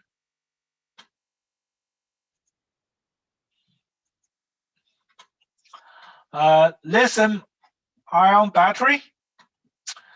Now they become more and more popular, like those electrical cars, they like to use them. It's even replaced the lead acid battery. They have a higher energy density. It means they can hold more charge in them. They have those rechargeable and they have those non-rechargeable battery. The worst thing with this lithium ion battery is if they getting too hot, they will causing fire. And once they catch fire, almost there's no way you can put the fire out. You just have to let it burn out. Yeah, I believe for a while, I think one of the Samsung, either the cell phone or something, and they said they even banned them. You cannot carry them onto the airplane or something. Or at least now, because lots of those like the tablet or your device, they usually have those lithium ion battery in there. They don't allow you to, you can use it as a carry-on, but you cannot put them in the luggage, and they prefer you now put it in the luggage and let them put somewhere. Yeah. So it's a good battery, but you just have to be careful. Don't let them catch on fire.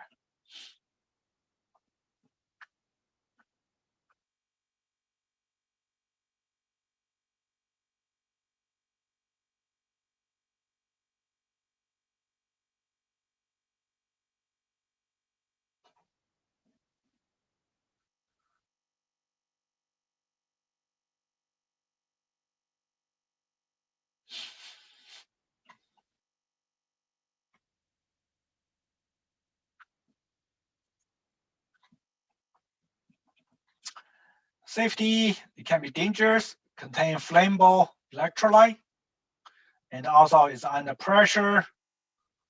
Prolonged exposed to heat will reduce battery life, can lead to thermal runaway, which is too much heat.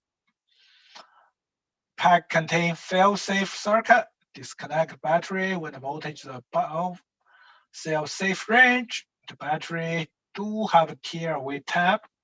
Vents release the internal pressure, considered less toxic than others. So here's a picture. They show you how the heat starts and protective layer break down, and the electrolyte break down into flammable gas.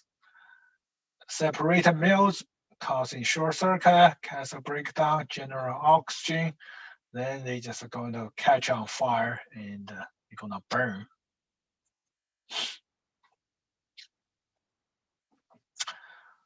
Okay, so Yeah, can you go back one slide? this one. Yeah, we don't have that in our PowerPoint. Oh,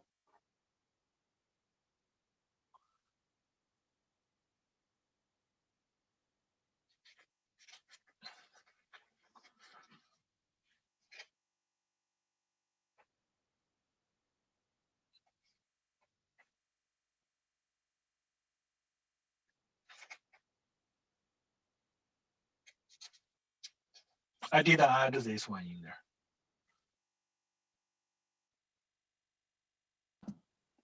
I don't know if it's important or not. I just noticed that it's not a part Oh, of. okay, yeah, no problem.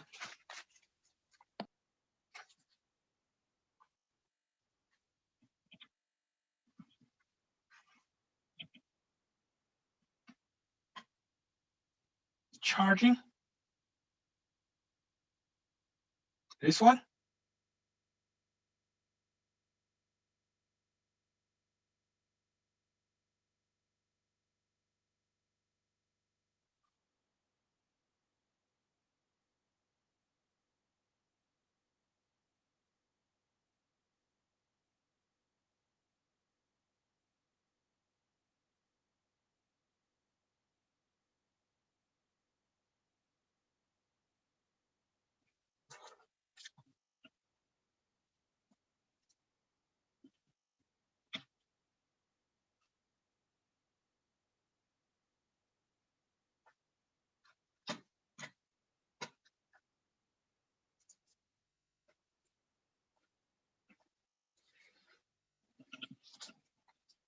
I think one more thing is called why shouldn't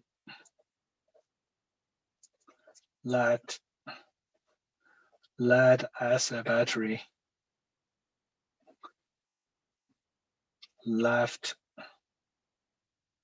in discharging state.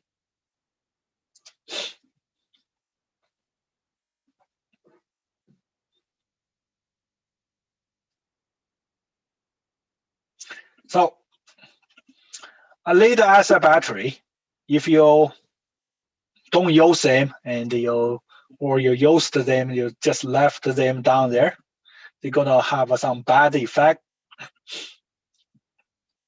The electrolyte will become hardened. So because you need those one have a chemical reaction to changing them, but if you left them in the discharging state,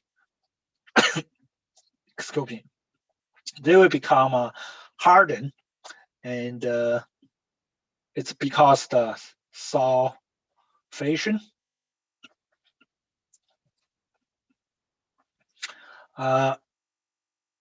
So when that happens, you will have a more internal resistance and also causing more voltage drop if you want to use them again.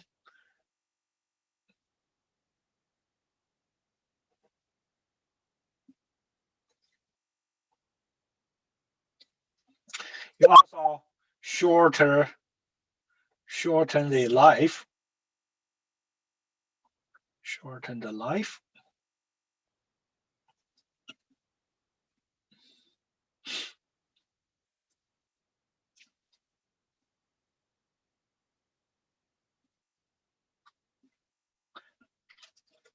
No, it's a harden. It's because the sulfication.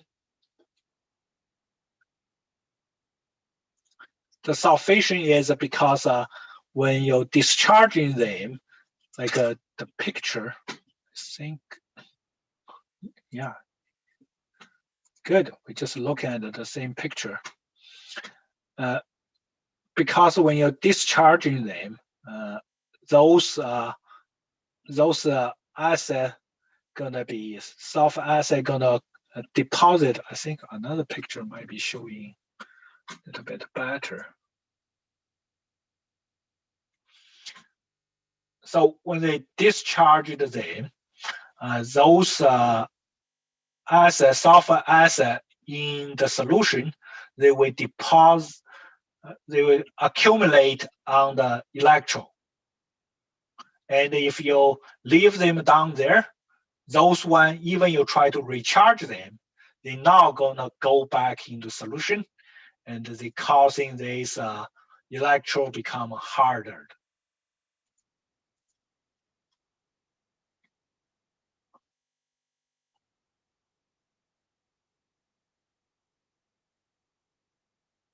So the chemical reaction is actually that of sulfur acid.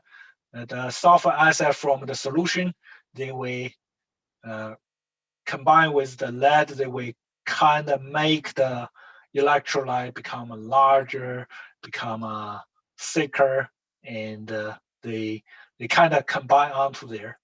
And that's the problem later on. If you try to charging them, you now easily can reverse that chemical reaction. You will causing a bunch of bad things happen down there.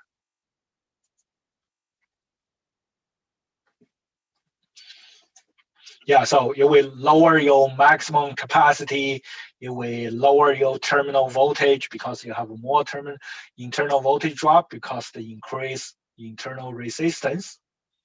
All those is a bad thing, and your battery life gonna be getting shorter.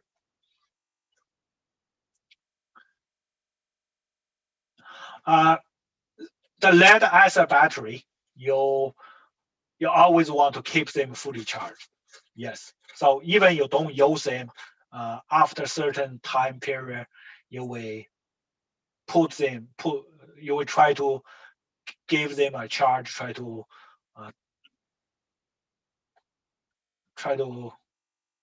what's the right word? Like a tickle charge is one of the thing you will use, and there's other type of the charger you can just keep on there and let them always try to fill them up or something.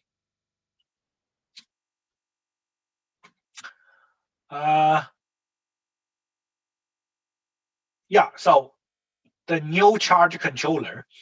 Charge controller is the next one we're going to talk about probably tomorrow morning. So that way, the new modern charge controller, they have different stages. They will always try to keep your battery fully charged. But if you ever have a battery, if you're now using them or your charge controller wasn't connect on there, then you probably, if you, let's say you bought a 2 battery or whatever, you have a 1 spare one, you might want to, especially for those lead acid one, after a while, you either rotating them or you'll get some kind of charger to charge them up. I think that's all about the lead acid battery.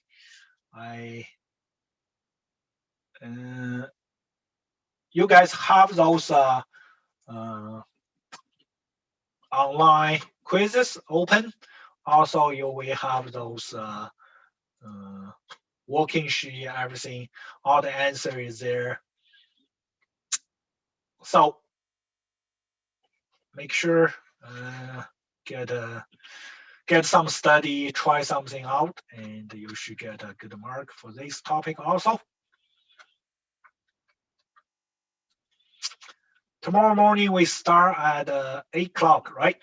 A different link. You guys already know that. So if you don't have any question, I will see you tomorrow morning.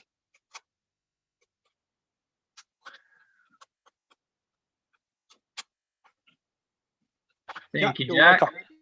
Yeah, you're welcome.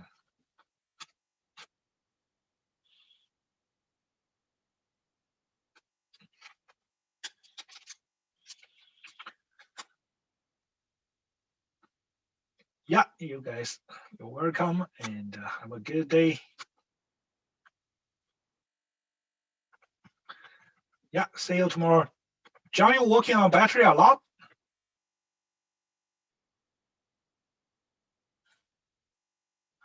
I think depends. You first you gotta see what's your charger's capacity same. Your question is you have to make sure your charger can supply the current required by the 212 in parallel. Because when you pick a charger, you have to know if your charger can only supply, let's say, 5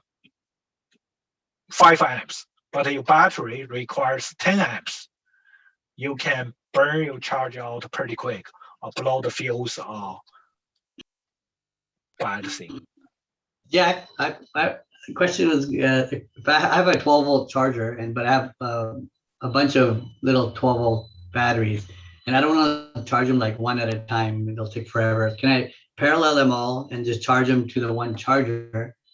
And I think they're at 2 amp trickle charge then, or 2 point something. They're like the small batteries. If you have a, let's say you have those trickle charger thing, you try to It's actually like a battery charger, but it does up to like the minimum. I think is 2 amps. You can if a maximum is 2 amps, then you put a lot of them in parallel. You can overload your charger. Like 10 amps, I think, but the minimum is 2 amps. So I can go between 2 to 10. Oh, that probably should be fine. But then what amperage should I put it at then? Because one more thing is, do you have a clamp-on ammeter? Yeah, I do. Right. So you can put on one first to measure how many amps required by each battery. Okay. Then you know how many of them you can put in parallel, right? And then just adjust the current output on the charger. Yeah. Okay. So if your charger can providing 10 amps, so each one draw 5 amp, each one draw 2 amps, then you can put a maximum 5. 5 batteries. Yeah. Okay. Right? Cool. Okay. Good to know. Thank you. Yeah. Also, another thing is like David mentioned, because might be one battery will draw more, another one draw less. You don't want to.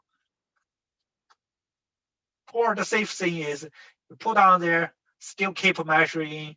If they over the require, let's say you put a 5 together, and suddenly you measure 11 amps, you better take one out.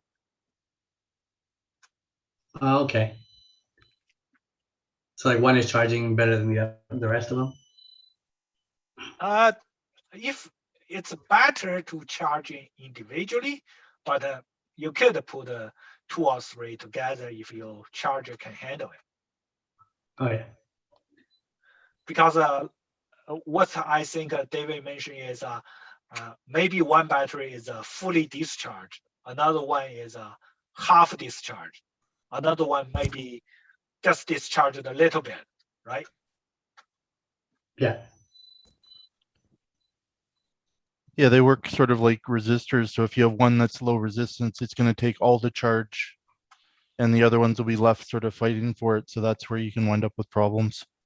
Okay. So I say while charging, you can just take them off and then just measure each one to see which one's pretty much almost fully charged, and just replace it with the lower one, I guess, or whenever, I mean, it depends on your battery types and how much you care about them, but we could never, like I worked in aviation and stuff. We played with batteries all the time. We could never do them in parallel because it would just too much to sit there and go, you never knew what battery was going to do what. So if you didn't want to blow a couple up, you always did them individually. Okay. Okay, thank you. No worries.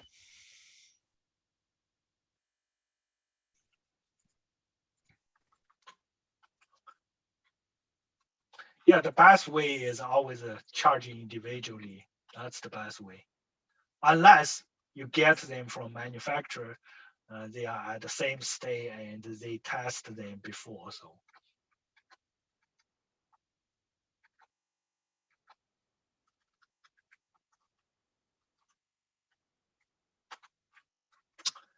Okay, if you guys don't have any question, I'm gonna end this meeting. Anyone have a last minute question?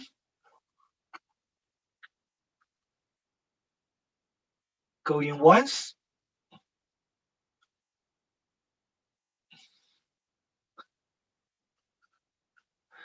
How well do you have to know the hot swapping?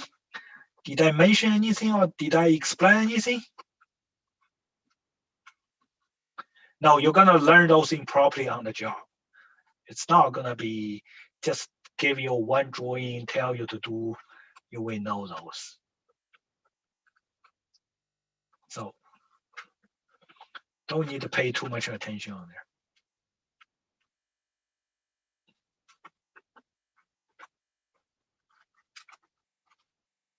You're welcome.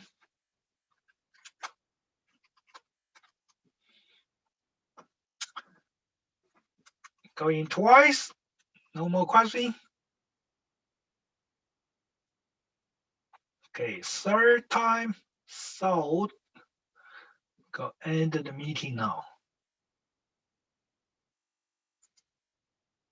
See you guys tomorrow.